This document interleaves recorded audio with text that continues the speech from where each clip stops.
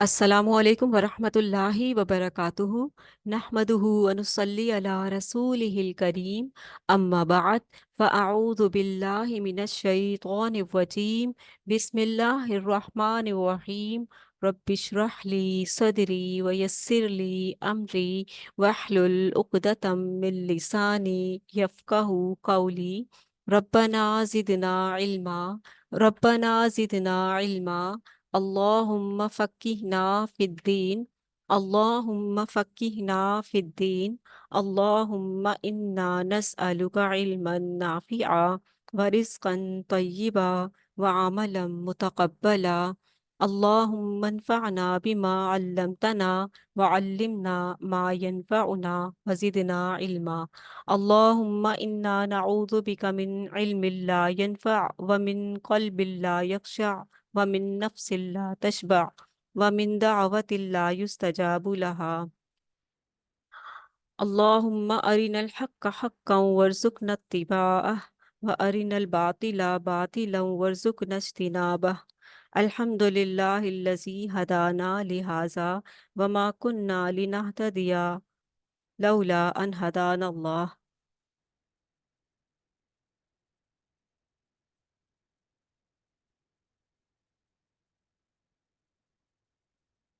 अल्लाहुम्मा रब्बना वलकल हम्द हम्दन कसीरन तय्यिबन मुबारकन फ़ीह अल्हम्दुलिल्लाहि हम्दन कसीरन तय्यिबन मुबारकन फ़ीह मुबारकन अलैहि कमा युहिब्बु रब्बुना व यर्दा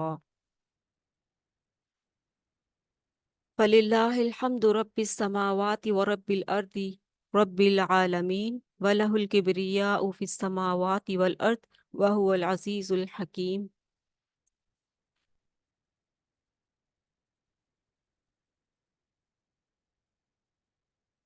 अल्हम्दुलिल्लाहि वकफ़ा व सलामुन अला इबादिहिल्लज़ीन अस्सफ़ा सुब्हान रब्बिका रब्बिल इज़्ज़ति अम्मा यसिफ़ून व सलामुन अलल मुरसलीन वल्हम्दुलिल्लाहि रब्बिल आलमीन अल्लाहुम्मा सल्लि व सल्लिम अला नबिय्यिना मोहम्मद अल्हम्दुलिल्लाहिल्लज़ी बिनिअमतिही ततिम्मुस सालिहात। तमाम शुक्र तमाम तारीफ़ अल्लाह सुब्हाना व तआला के लिए है कि जिसके इनाम के बाइस तमाम नेक काम मुकम्मिल होते हैं। अल्हम्दुलिल्लाह अल्हम्दुलिल्लाह। आज 28वें पारे के साथ आज की नशिस्त में हम हाजिर हैं, शामिल हैं। इस कुरान पाक की मजलिस को अल्लाह ताला बाबरकत बनाए, हमारी इन कोशिशों को कबूल फरमाए और हमें हक को हक बयान करने की तौफीक अता फरमाए और इसके नूर से अल्लाह ताला हमारे दिलों को नूरानी फरमा दे और हमारे दिलों में इत्मीनान और सुकून और हिदायत अता फरमा दे और हमें ख़ास इसके फ़ज़ल को इस फ़ज़ल समझने की तौफीक अता फरमाए कि कुरान ही सबसे बड़ी नेमत है, कुरान ही सबसे बड़ा फ़ज़ल है, कुरान ही सबसे बड़ी खैर है। अल्लाह ताला हमें इस खैर को, इस फ़ज़ल को की कदर करने और इसका शुक्र अदा करने की तौफीक अता फरमाए और इसको सीखने और सिखाने वाला बना और इसको सीख कर इस पर अमल करने और इसको फिर आगे पहुंचाने वाला बना दे। आमीन सुम्मा आमीन। इसी खूबसूरत दुआ के साथ हम शुरू करते हैं 28वां पारा। 28वें पारे में सूरह मुजादिला से लेकर सूरह तहरीम 9 मुकम्मिल सूरतें शामिल हैं और तकरीबन सब की सब मदनी सूरतें हैं। मदनी दौर से हम गुजरेंगे और जो शुरू में सूरत है सूरह मुजादिला है और इसका उन्वान है हिज़्बुल्लाह और हिज़्बुश शैतान के किरदार की वजाहत। हिजबुल्लाह और हिजबुल शैतान के किरदार की वजाहत अब तक जो हम पढ़कर आए हैं उसमें हम अच्छे तरीके से जान चुके हैं कि अल्लाह का गिरोह कैसा है, अल्लाह के मानने वाले, अल्लाह से मोहब्बत करने वाले कैसे हैं और शैतान के मानने वाले, नफ्स की मानने वाले कैसे हैं।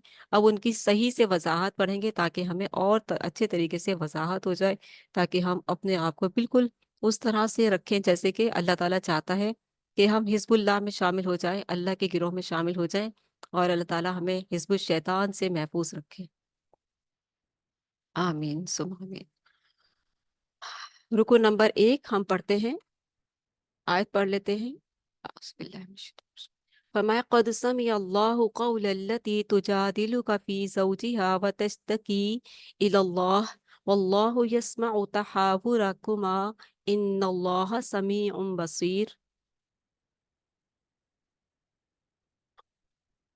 रुको नंबर 1 हिजबुल्लाह का तर्ज अमल। पहले रुको में हिजबुल्लाह का ये वस्फ बयान किया गया कि इसमें शामिल हर फर्द इख्तिलाफी राय का इजहार उस फॉर्म पर करता है जिसे इख्तिलाफ हल करने का इख्तियार होता है। ठीक है।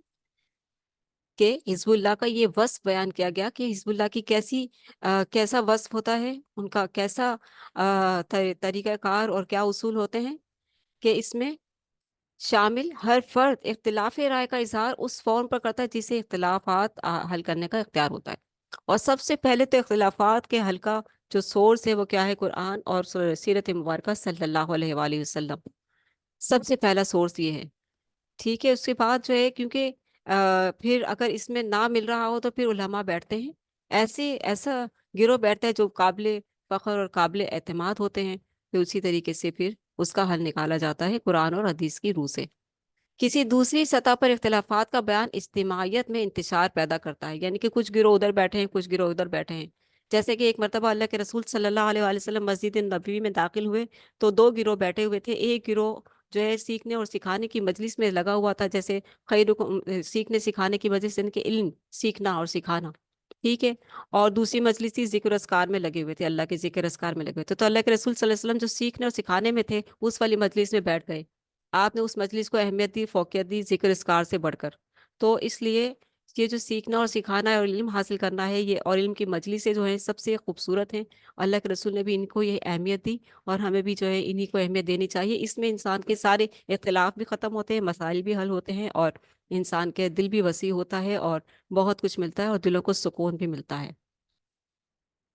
ذکر کی جو فضیلت اور اہمیت ہے وہ اپنی جگہ اپنے مقام پر ہے، لیکن یہاں پر بتایا جا رہا ہے کہ علم سیکھنے اور سکھانے والی جو مجلس ہے وہ بھی ذکر کی ہی ہے، وہ بڑھ جاتی ہے مقام میں، کہ اس میں علم بھی حاصل کر لیتا ہے انسان اور ذکر میں بھی مشغول رہتا ہے۔ یعنی کہ ذکر اللہ ہی کا ہو رہا ہے نا، اللہ اس کے رسول کی ہی بات ہو رہی ہے نا، اور پھر ذکر بھی ہو گیا اس میں، اور سیکھنا سکھانا بھی ہو گیا، تو وہ سب سے زیادہ افضل ہے مجلس۔ تو اس لیے یہ چیزیں جو ہے بڑی غور طلب ہے۔ پھر یہاں پر جیسے کہ جسے اختلافات حل کرنے کا اختیار ہوتا ہے وہی جاتا ہے وہ، اور وہاں پر اپنے مسئلے کا حل پیش کر کے اس کو حل کرواتے ہیں۔ کسی دوسری سطح پر اختلافات کا بیان اجتماعیت میں انتشار پیدا کرتا ہے، جیسے اجتماعیت جو ہے اگر دو دو تین تین گروہ بن جائیں اور اپنے اپنے اختلافات حل کرنے لگیں تو پھر وہ انتشار پیدا کرتا ہے۔ ہاں، اگر ایک فارم ہو وہاں سب کے سب جمع ہو جائیں، جیسے کہ ہمارے معاشرے میں مختلف مذاہب بن چکے ہیں، نام بنا لیے ہیں، تفرقہ بازی آ چکی ہے، یہ ساری چیزیں جو ہے انسان کو اگر ایک فارم پر آ کر اجتماعیت کے ساتھ کوئی مسئلے کا اختلاف کا حل نکال دیا جاتا ہے تو بہت اچھی بات ہے۔ اگر وہ اپنے اپنے ہی فرقے میں رکے رہتے ہیں، جڑے رہتے ہیں، اور اس سے باہر نہیں آتے، تو پھر یہ دلوں کی تنگی ہے۔ یہاں ہمیں بہت اچھا پیغام دیا جا رہا ہے کہ جب اللہ اور اس کے رسول کی بات آئے تو سب ایک جان ہو جاؤ، سب ایک جان ہو جاؤ اور اس میں مل کر فیصلہ کرو۔ کسی دوسری سطح پر اختلاف کا بیان اجتماعیت میں انتشار پیدا کرتا ہے۔ ایک خاتون حضرت خولہ بنت ثعلبہ رضی اللہ تعالیٰ عنہ کے شوہر حضرت اوس بن صامت رضی اللہ تعالیٰ عنہ نے ان سے زہار کر لیا۔ یہ ذکر ہم پہلے بھی سورہ احزاب میں پڑھ کر آئے ہیں، لیکن یہاں اور ڈیٹیل سے آ گیا۔ زہار کہتے ہیں شوہر اپنی بیوی کو کہہ دے کہ تو میری ماں کی طرح ہے، اس طرح سے اس کو کہتے ہیں زہار، ٹھیک ہے۔ تو انہوں نے اوس بن صامت رضی اللہ تعالیٰ انہوں نے ان سے زہار کر لیا اپنی بیوی سے، یعنی قسم کھا کر کہا کہ تم میرے لیے ماں کی طرح محترم ہو۔ اب یعنی کہ ہسبینڈ اینڈ وائف ریلیشن ختم، ایک وہ بیریئر آ گیا، رکاوٹ آ گئی۔ یہ اس لیے وہاں کی دور جاہلیت کا ایک طریقہ تھا، وہ اس طریقے سے بیوی کو یوں سزا دینے کے لیے ایسے شوہر کر دیا کرتے تھے۔ دور جاہلیت میں زہار کرنے سے ایک شخص کی بیوی اس پر ہمیشہ کے لیے حرام سمجھی جاتی تھی، اس دور کا قانون تھا، لیکن اسلام نے اس قانون کو ختم کیا اور اس کے لیے پھر کفارہ لگایا تاکہ لوگ جو ہے اس غلط کام کو اس جو یہ غلطی ہے یہ نہ کریں۔ کوئی بھی عورت اس کی جو بیوی ہے وہ ماں کی مقام پر نہیں آ سکتی، پہلے تو یہ ختم کی بات۔ حضرت خولہ نے نبی علیہ الصلوۃ والسلام سے درخواست کی کہ میرے شوہر بوڑھے ہیں اور بچے ابھی چھوٹے ہیں، پورا خاندان مصیبت میں مبتلا ہو جائے گا، آپ اس مسئلے میں کوئی رعایت فرمائیے۔ آپ صلی اللہ علیہ وسلم نے فرمایا کہ ابھی شریعت میں اس مسئلے کے بارے میں ہدایت نہیں آئی۔ آپ صلی اللہ علیہ وسلم جس مسئلے کے بارے میں ہدایت نہیں آتی تھی اس کے بارے میں نہیں بولتے تھے۔ اس سے ہمیں یہ سبق ملتا ہے کہ جس چیز کے بارے میں آپ کو معلوم نہ ہو، بھلے آپ کو کافی علم ہو، نالج ہو، آپ کو جس چیز کے بارے میں معلوم نہ ہو تو آپ کہیں کہ اس بارے میں مجھے نہیں معلوم، میں معذرت خواہ ہوں۔ تو اللہ کے رسول صلی اللہ علیہ وسلم کی سنت سے ہمیں پتہ چلتا ہے، یہ اس میں کوئی شرمندگی والی بات نہیں ہے۔ اگر کوئی کہتا ہے کہ آپ تو بڑے عالم بنے پھرتے ہیں، آپ کو اتنی سی بات نہیں پتہ، تو یہ اس کی غلطی ہے، اسے بھی ایسے نہیں کرنا چاہیے، کیونکہ اللہ کے رسول صلی اللہ علیہ وسلم جو محترم خاتم النبیین ہے، وہ جب تک وہی نہیں آتی تھی کسی معاملے پر نہیں بولتے تھے۔ تو اس سے کیا پتہ چلتا ہے کہ اللہ کے رسول صلی اللہ علیہ وسلم کے منہ مبارک سے وہی بات نکلتی تھی، یا وہی قرآن پاک جو جبریل امین لے کر آتے تھے، جو لوح محفوظ سے بیت المعمور پر اتارا گیا تھا، قرآن مجید۔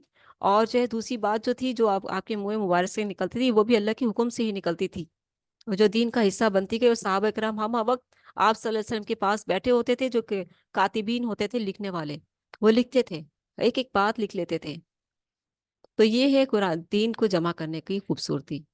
تو آپ صلی اللہ علیہ وسلم نے فرمایا کہ ابھی شریعت میں اس مسئلے کے بارے میں ہدایت نہیں آئی۔ اسی طرح ہم نے سورہ نور میں جب بات واقع ہوا تھا، تو اما عائشہ پر جو گھناؤنا الزام لگایا تھا منافقین نے، تو اس پر بھی اللہ کے رسول صلی اللہ علیہ وسلم خاموش تھے۔ اس سے پہلے بھی ہم سورہ توبہ میں پڑھ کے ہیں کہ جو 3 صحابی تھے جو غزوہ تبوک پہ نہیں شامل ہوئے تھے، تو ان پر بھی جو ہے 50 دن کی وہی پر بریک آ گیا تھا، اور ان کا معاملہ بھی اللہ کے حوالے تھا کہ اللہ تعالیٰ فیصلہ کرے گا، کیونکہ اللہ کے رسول صلی اللہ علیہ وسلم کو غیب کا علم نہیں تھا۔ یہاں پر بھی اللہ کے رسول صلی اللہ علیہ وسلم نے فرمایا کہ ابھی اس کے بارے میں شریعت میں کوئی ہدایت نہیں آئی، فی الحال اپنے شوہر سے علیحدگی اختیار کر لو۔ اللہ کے رسول صلی اللہ علیہ وسلم نے یہی فرمایا، بجائے اس کے کہ وہ خاتون کہیں اور جا کر شکایت کرتی، وہ آپ صلی اللہ علیہ وآلہ وسلم سے ہی ادب و احترام کا پورا لحاظ کرتے ہوئے بحث کرتی رہیں۔ اللہ اکبر! وہ اس در پر آئی تھی نا کہ کوئی فیصلہ آسمان سے آ ہی جائے گا۔ اللہ کے رسول تو انتظار میں تھے کہ کوئی فیصلہ آ جائے، کیونکہ اللہ کے رسول خود سے کوئی بات نہیں کرتے تھے۔ اب یہاں یہ بات دیکھیں کہ کتنا کتنا رب کے حکم کا کتنا احترام ہے، رب کی مرضی اور منشا کا کتنا احترام ہے، اور اللہ کے رسول صلی اللہ علیہ وسلم کس طرح سے صبر کے ساتھ انتظار کر رہے ہیں، کچھ نہیں بولا، اور کہا کہ صبر کرو، رکی رہو ابھی۔ کتنا بڑا سبق ملتا ہے نا، اور ہم یہاں کتنے بے چین ہو جاتے ہیں، بتایا کیوں نہیں، بتایا کیوں نہیں، ان کو تو کچھ آتا نہیں ہے، یہ ہے وہ ہے، ایسی باتیں کرنے لگتے ہیں۔ ایسے نہ کریں، ان مجلسوں سے سیکھیں۔ جب ہم قرآن پڑھتے تو ہمیں یہ ساری اخلاقیات آتے ہیں، یہ سارے اخلاقیات اور تحمل مزاجی آتی ہے۔ تو وہ خاتون جو تھی آپ صلی اللہ علیہ وسلم سے پورے لحاظ کے ساتھ، ادب و اداب کے ساتھ بات کرتی رہی کہ یا رسول اللہ پھر کیا ہوگا، یہ ہوگا وہ ہوگا، جو بھی اس کے معاملات تھے وہ اللہ کے رسول سے باتیں کرتی رہی۔ اللہ کے رسول اتنے رحیم اور شفیق تھے، اتنے اتنے شفیق تھے کہ وہ بات سنتے تھے۔ جب کوئی بات کرنے کے لیے آتا تھا تو اس کی بات پوری سنتے تھے، اور اس کو یہ نہیں کہتے تھے کہ خاموش ہو جاؤ، بس کرو، یہ وہ نہیں، بات پوری سنتے تھے۔ یہ خوبصورتی ہے، اخلاق کا اعلیٰ مقام ہے یہ، کہ کسی درد مند کی بات کو سن لینا، یا کوئی اپنی دل کا حال سنانا چاہتا ہے تو اس کی پوری آب و تاب سے اس کی بات سنو، پوری توجہ کے ساتھ سنو۔ اللہ نے اسی وقت آپ صلی اللہ علیہ وآلہ وسلم پر وحی نازل فرمائی، اور زہار کے حوالے سے شریعت کی ہدایت عطا فرما دی کہ اس کی کوئی حقیقت نہیں، اور کفارہ ادا کر کے شوہر بیوی کی طرف رجوع کر سکتا ہے۔ کفارہ اس لیے رکھا کہ اس کی کوئی حیثیت نہیں، کی اہمیت کو سمجھ لیں لوگ، کیونکہ اس دور سے گزر رہے تھے، وہ ایک چیز عام تھی اور کسی بھی شخص کے منہ سے یہ نکل سکتی تھی۔ اور کیونکہ جب کوئی چیز عام ہو چکی ہو کسی معاشرے میں، بہت زیادہ عام ہو چکی ہو اور منہ سے ایسے ہی نکل جاتی ہو، تو پھر اس کے لیے جو ہے پھر ایک تو یہ کہ اس کو کہا کہ اس کی کوئی حیثیت اہمیت نہیں، اور کہا جاتا ہے کہ اس کی کوئی حیثیت نہیں، تو لوگ عام کہتے رہتے پھر، ہے نا؟ عام کہنے کے لیے بھی منع کر دیا، روک لگا دی، ٹوک لگا دی کہ کفارہ ادا کرنا پڑے گا، 2 مہینے کے مسلسل روزے رکھنے پڑیں گے، ایک بھی بیچ میں سے چھوٹ گئے تو دوبارہ رکھنے پڑیں گے، تو 60 روزے لازمی رکھنے ہوں گے اس کے کفارے کے لیے۔ تو یہ تھا کفارہ، پھر وہ میاں بیوی بن جائیں گے۔ لیکن ایسی بات کی کوئی حیثیت بھی نہیں ہے اور منہ سے نکالنی بھی نہیں ہے، ٹھیک ہے نا؟ کہ تم پھر ایسا نکالتے پھرو منہ سے، تو پھر نکالو گے تو تمہیں کفارہ بھی دینا پڑے گا۔ یعنی کہ سمجھ لیں کہ ایک زبردست طریقے سے اس کی ایک زبردست طریقے سے اس کی وہ کر دی، تعویل کر دی کہ نہ کوئی کہہ سکے اور نہ کوئی کیونکہ کفارے کے ڈر سے پھر لوگ بچتے ہیں، ٹھیک ہے۔ رکو نمبر 2، حزب الشیطان کی گھٹیا حرکتیں۔ حزب اللہ کا جو طریقہ تھا وہ کیا تھا؟ کسی بھی اختلاف میں سب جڑ جاؤ، سب مل جاؤ، ایک اللہ کی رسی کو مضبوطی سے تھام لو، سب آ جاؤ ایک میدان میں، سب جمع ہو جاؤ، سب ایک دوسرے کا احترام کرو، سب ایک دوسرے کی رائے سنو، سب ایک دوسرے کی رائے پر اتفاق کر کے، جس کی جب ایک رائے بن جائے قرآن اور سنت سے ملتی جلتی، تو پھر اس پر اتفاق کر لو۔ اس کو کہتے ہیں حزب اللہ، یہ ہے لوگ اللہ کے ایک گروہ والے، ٹھیک ہے۔ اور جو نہیں مانتے کٹتے ہیں، تو پھر وہ کہاں چلے جاتے ہیں؟ پھر وہ تنگ دلی میں ہوتے ہیں، ٹھیک ہے۔ اب ہم جا رہے ہیں حزب الشیطان کی گھٹیا حرکتیں پڑھنے۔ دوسرے رکو میں بیان کیا گیا کہ حزب الشیطان یعنی منافقین اپنے اختلافات کو با اختیار فون پر بیان کرنے کے بجائے دیگر لوگوں میں بیان کرتے ہیں، نجوا، سرگوشیاں، کانوں میں خسر پسر، اشارے بازیاں، मजाक उड़ाने के स्टाइल में इशारे करना, मुस्कुराना, मजाक वाला मुस्कुराना भी होता है ना, इशारे करके, है ये सारी हरकतें जो आप लोगों को नजर नजर आती होंगी माशरे में, फैमिलीज में भी नजर आती हैं, ठीक है। नजवा, खुफिया सरगोशियों के जरिए उनका मकसद जमात में बेचैनी और इंतशार पैदा करना होता। अल्लाह के रसूल सल्लल्लाहु अलैहि वसल्लम की मजलिस में भी आते थे तो क्या करते थे, इशारे बाजियां करते थे, एक दूसरे को देखकर तंजिया मुस्कुरा कर इशारे करना। लो अब ये हुक्म आ गया, देख रहे हो, सुन रहे हो, ये हुक्म आ गया। सामने बैठे हैं, प्यारे नबी सल्लल्लाहु अलैहि वसल्लम के सामने बैठे हैं, साहबा किराम भी बैठे हैं, और अल्लाह के रसूल सल्लल्लाहु अलैहि वसल्लम के एहतराम में वो कुछ बोलते नहीं थे कि अल्लाह के रसूल इशारा करेंगे तो हम इसकी गर्दन उड़ा देंगे। ऐसी इंतशार पैदा करते थे। एक खूबसूरत मजलिस है, सब बैठे। अब क्योंकि अल्लाह के रसूल सल्लल्लाहु अलैहि वसल्लम को क्योंकि ऐसी हरकतें करते थे तो साहबा किराम भी बहुत तैश में आ जाते थे। अल्लाह के रसूल भी इंसान थे, तो जो है चाहते तो निकाल देते, निकलो यहाँ से, तुम्हारा क्या काम है, निकलो यहाँ से।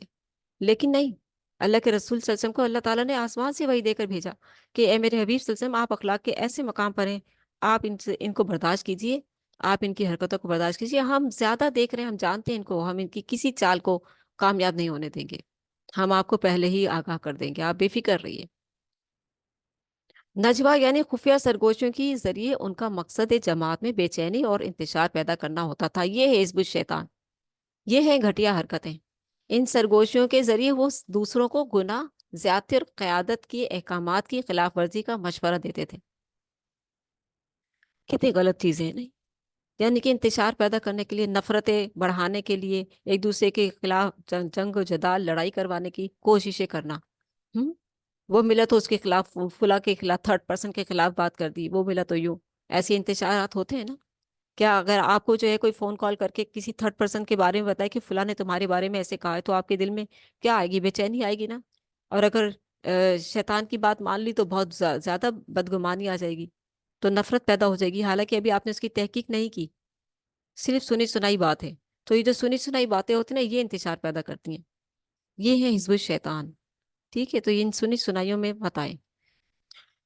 हमने अपना भी तज़किया करना ना, साथ साथ उस वक्त को, उस दौर को नहीं देखना कि मदनी दौर है, मदनी सूरत चल रही है, उस वक्त के लिए आई थी, नहीं, हम सब के लिए ही ये सूरत आए थे। ठीक है, इस इन सरगोशियों के जरिए वो दूसरों को गुनाह, ज्यादती और क़यादत के अहकामात की खिलाफ वर्जी का मशवरा देते हैं। दीनी इज्तिमा के दौरान साथ साथ बैठते हैं, इशारों से और एक दूसरे को कोहनियां मारकर इज्तिमा की कार्रवाई पर तंज करते हैं। कैसी गलत हरकत है, ये हिजबुल शैतान की घटिया हरकत है। दबे अल्फाज में नाजेबा कलमात अदा करके कार्रवाई के असरात को जायल करना चाहते हैं। जो मौका माहौल बना हुआ है, जो खूबसूरत एक इत्मीनान, ईमान की कैफियत उतर रही है दिलों में, हम्म जैसे अल्लाह के रसूल बयान कर रहे हैं, वही उतर रही है, और आप सुना रहे हैं कोई अच्छा खूबसूरत बात, प्यारी बात, आप कलामुल्लाह की सुना रहे हैं, या हदीस मुबारक जो आपके मुंह मुबारक से हक निकलता था वो सुना रहे हैं, और खूबसूरत ईमान में इजाफा हो रहा है, खूबसूरत मजलिस बनी हुई है, और हिजबुल शैतान उठकर उसमें कोई ऐसा जुमला बोल दे कि जिससे वो सारी की सारी चीज जो है ऐसी हो जाए कि बदमजगी सी आ जाए, और ऐसा जुमला बोल दे कोई, तो ऐसी हरकतें करते थे ये। ठीक है, ऐसी हरकतें करते थे ये। दबे अल्फाज में नाजेबा कलमात अदा करके कार्रवाई के असरात को जायल करना चाहते थे। इज्तिमा खत्म होने के बाद बैठे रहते हैं और उठते नहीं है, कि कितनी गलत बात है ना। इज्तिमा हो गया खत्म, अब आप जाओ, ताकि अगर किसी साथी पर इज्तिमा की कार्रवाई का असर हुआ है तो उसे जायल करके जाएं। नहीं, ये तो वैसी बातें हैं, समझ नहीं आ रही थी, हमें तो पता नहीं चला, हमें तो समझ नहीं आई ये बात, ऐसे ही है ये तो बात। इस तरह करके कोई असर ना हो रहा, बाकी बचे। ऐसे बदबख्तों के लिए बदतरीन असाब है। मदीना में मुनाफिक थे, अल्लाह के रसूल सल्लल्लाहु अलैहि वसल्लम की मजलिस में आकर बैठते थे और ऐसी हरकतें करते थे। ठीक है, ऐसे बदबख्तों के लिए बदतरीन अजाब है, क्योंकि अल्लाह ताला तो देख रहा है ना, उसकी निगाह जैसी किसी की निगाह हो सकती है। वाहुवल अली वाहुवल बसीर, वाहुवल अलीमुल बसीर है वो तो अल्लाह ताला वही के जरिए बताता है कि ऐसी बदबख्तों के लिए, क्योंकि अपने प्यारे हबीब सल्लल्लाहु अलैहि वसल्लम को दिल की तसल्ली भी देनी है ना, ये बैठे हुए बैठे रहने दीजिए मेरे हबीब, ऐसे बदबख्तों के लिए बदतरीन अजाब है। मोमिनों को हिदायत दी गई कि जब हुक्म दिया जाए कि मजलिस में खुलकर बैठो तो ऐसा कर लिया करो, अल्लाह तुम्हारे लिए कुशादगी पैदा कर देगा। مجلس کے آداب سکھائے جا رہے ہیں کہ اگر آپ کسی درس و تدریس کی مجلس میں گئے ہیں جہاں آپ جا کر پہلے، ظاہر ہے پہلے آنے والوں کو جگہ اچھی مل جاتی ہے، آگے مل جاتی ہے، وہ استاد کے قریب بیٹھ جاتے ہیں، اور جو بعد میں آتے ہیں انہیں پیچھے پیچھے پیچھے بیٹھنا پڑتا ہے، لیکن اگر ایسا ہو کہ مجلس میں جگہ کم پڑ گئی ہے تو آگے آگے ہوتے جائیں، سمرتے جائیں، اللہ تعالیٰ جگہ بنا دے گا، دلوں میں وسعت رکھیں کہ آئے ادھر بیٹھے، آئے ادھر بیٹھے، آئے ہم جگہ دیتے ہیں، آگے ہو جائیں، تھوڑا سا اور ادھر ہو جائیں، تھوڑا سا اور ادھر ہو جائیں، یہ ہوتی ہے دلوں میں وسعت والی جگہ۔ تو اللہ تعالیٰ کہہ رہے ہیں کہ تمہارے لیے، اللہ تمہارے لیے کشادگی پیدا کر دے گا، مجلس کو بھی اللہ تعالیٰ وسیع کر دے گا، اللہ کے لیے سب کچھ کرنا آسان ہے، اس کے لیے کچھ بھی مشکل نہیں ہے، اور وہ دلوں میں، دلوں کے حال دیکھنا چاہتے ہیں کہ کتنی دلوں میں وسعت ہے، کتنا اخلاق ہے۔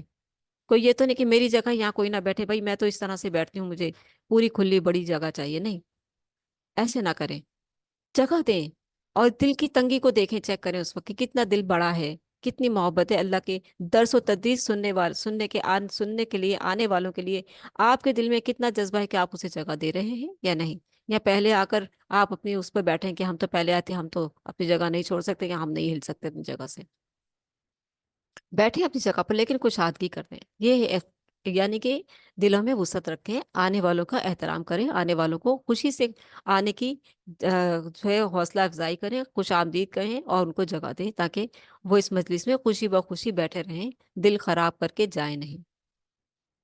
مومنوں کو ہدایت دی گئی کہ جب حکم دیا جائے کہ مجلس میں کھل کر بیٹھو تو ایسا کر لیا کرو، اللہ تمہارے لیے کشادگی پیدا کر دے گا، جب مجلس برخاست ہو تو فوراً اٹھ جایا کرو، اللہ تمہارے درجات بلند فرمائے گا۔ درجات بلند فرمانے کے لیے کیا بتا دیا؟ جب مجلس ختم ہو تو فوراً اٹھ جایا کرو۔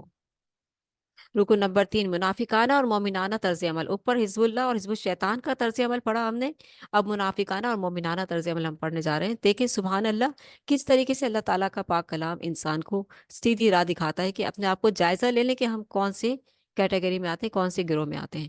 تیسرے رکوع میں آگاہ کیا گیا کہ منافقین دین کے دشمنوں سے دوستی رکھتے ہیں۔ منافقین کس سے دوستی کس سے؟ دین کے دشمنوں سے دوستی رکھتے ہیں۔ کون تھے دین کے دشمن اس وقت؟ مشرکین مکہ مسلمانوں کے دشمن تھے نا، کہ اسلام پھیل رہا ہے، دین پھیل رہا ہے۔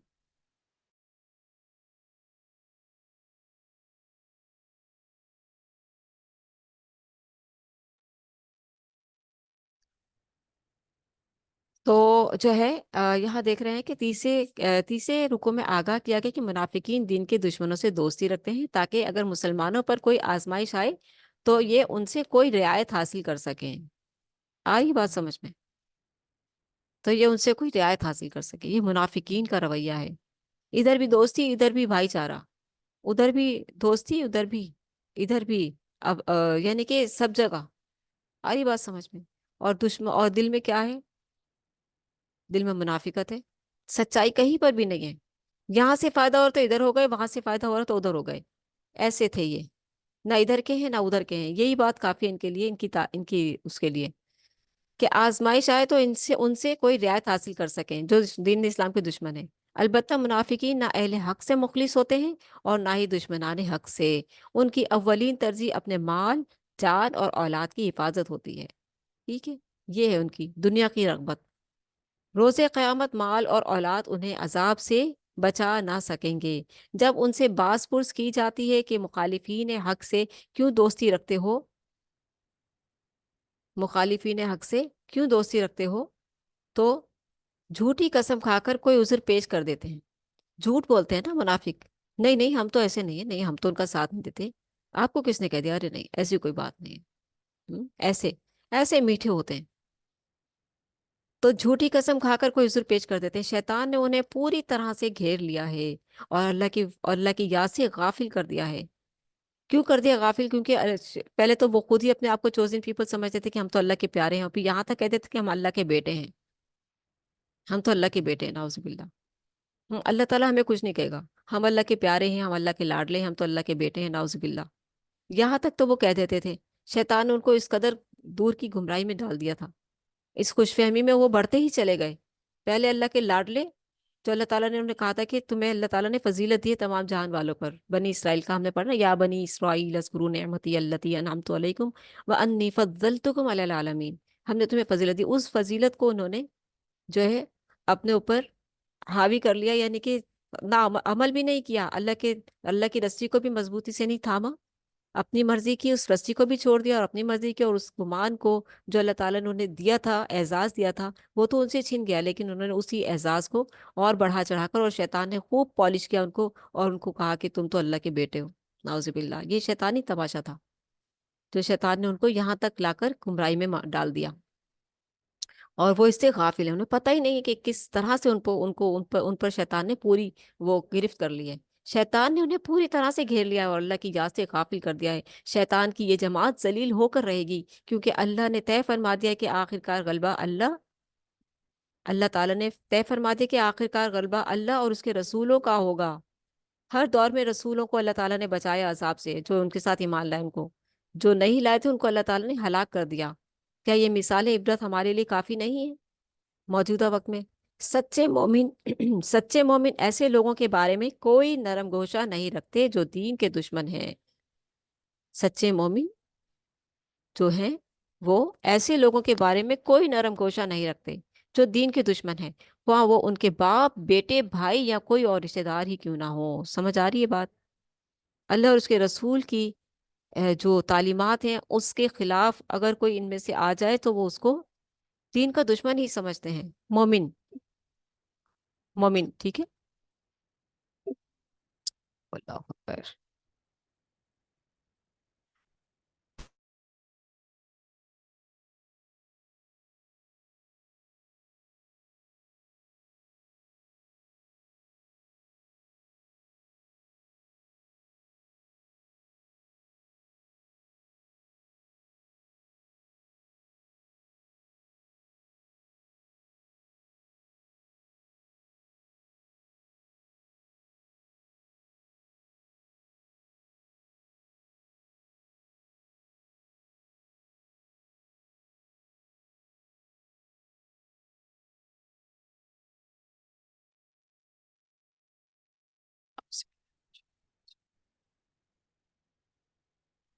فرمایا سچے مومن ایسے لوگوں کے بارے میں کوئی نرم گوشہ نہیں رکھتے جو دین کے دشمن ہیں، وہاں وہ ان کے باپ، بیٹے، بھائی یا کوئی اور رشتہ دار ہی کیوں نہ ہو۔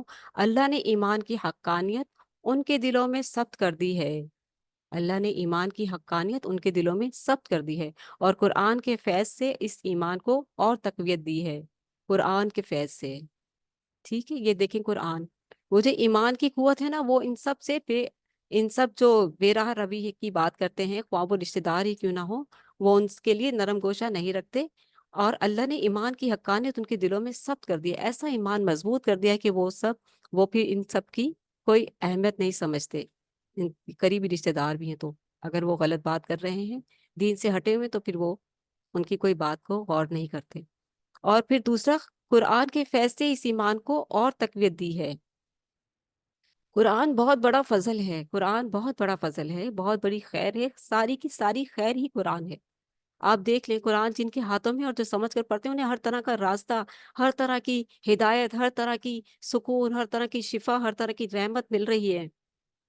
فیض ہی فیض ہے، جن کے ہاتھوں میں قرآن ہے ان کے لیے فیض ہی فیض ہے۔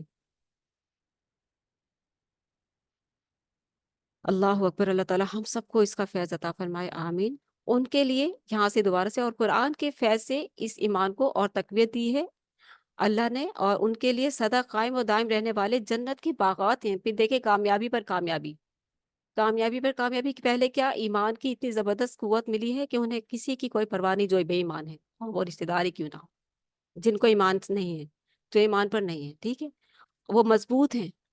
یہ خونی رشتے ہوتے ہیں نا، مگر وہ اپنے ایمان میں اتنے مضبوط ہیں، اور پھر قرآن کے فیض سے اس ایمان کو اور تقویت دی، قرآن کے فیض سے اس ایمان کو اور تقویت دی ہے، اور زیادہ مضبوط ہو گئے۔ ان کے لیے سدا قائم رہنے والے جنت کے باغات ہیں۔ پھر کامیابی، اللہ ان سے راضی ہے اور وہ اللہ کی عنایات پر راضی ہیں، رضی اللہ عنہم ورضوا عنہ۔ کتنی خوبصورت خوشخبری ہے نا یہ، بلا شبہ اللہ کامیابی، بلا شبہ اصل کامیابی اس حزب اللہ ہی کے لیے ہے۔ سبحان اللہ، یہ ہے بڑی کامیابی، اس کو کہتے ہیں کامیابی۔ سبحان اللہ،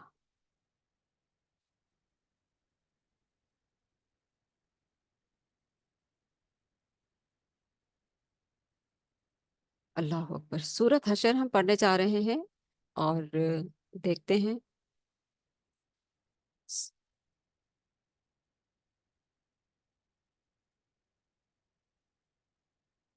यहाँ पर अल्फाज जो हैं वो थोड़े से बहुत प्यारे हैं, जो मैं पढ़ना चाहती हूँ यहाँ पर, कि उलाइका कतबा फी कुलूबिहिमुल ईमान। ये जो आयत का हिस्सा है पूरा ही पढ़ते हैं। ला तजिदु कौमन युमिनून बिल्लाहि वल यौमिल आखिरि युआ युवाद्दून मन हाद्दल्लाह व रसूलहु वलौ कानू आबाअहुम औ अबनाअहुम औ इख्वानहुम औ अशीरतहुम उलाइका कतबा फी कुलूबिहिमुल ईमान व अय्यदहुम बिरूहिम मिन वयुदखिलहुम जन्नातिन तजरी मिन तहतिहल अनहारु खालिदीन फीहा रदियल्लाहु अन्हुम व रज़ू अन्हु उलाइका हिस्बुल्लाह अला इन्ना हिस्बल्लाहि हुमुल मुफ्लिहून। कि बेशक अल्लाह ही का जो गिरोह है वही कामयाब होने वाला है। अल्लाह ताला हम सबको अपने इस खूबसूरत, जिससे अल्लाह ताला ने हिजबुल्लाह कहा है, उसमें शामिल फरमाए, आमीन। सूरह हशर मदनी सूरत है। उन्वान है बातिल की जिल्लत और हक की अजमत का बयान।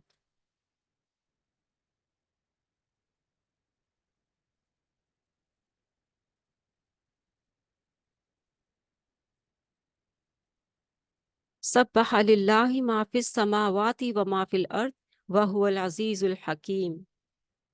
आसमानों और ज़मीन में मौजूद तमाम मखलूक अल्लाह की तस्बीह कर रही है और वही गालिब है, हिकमत वाला है।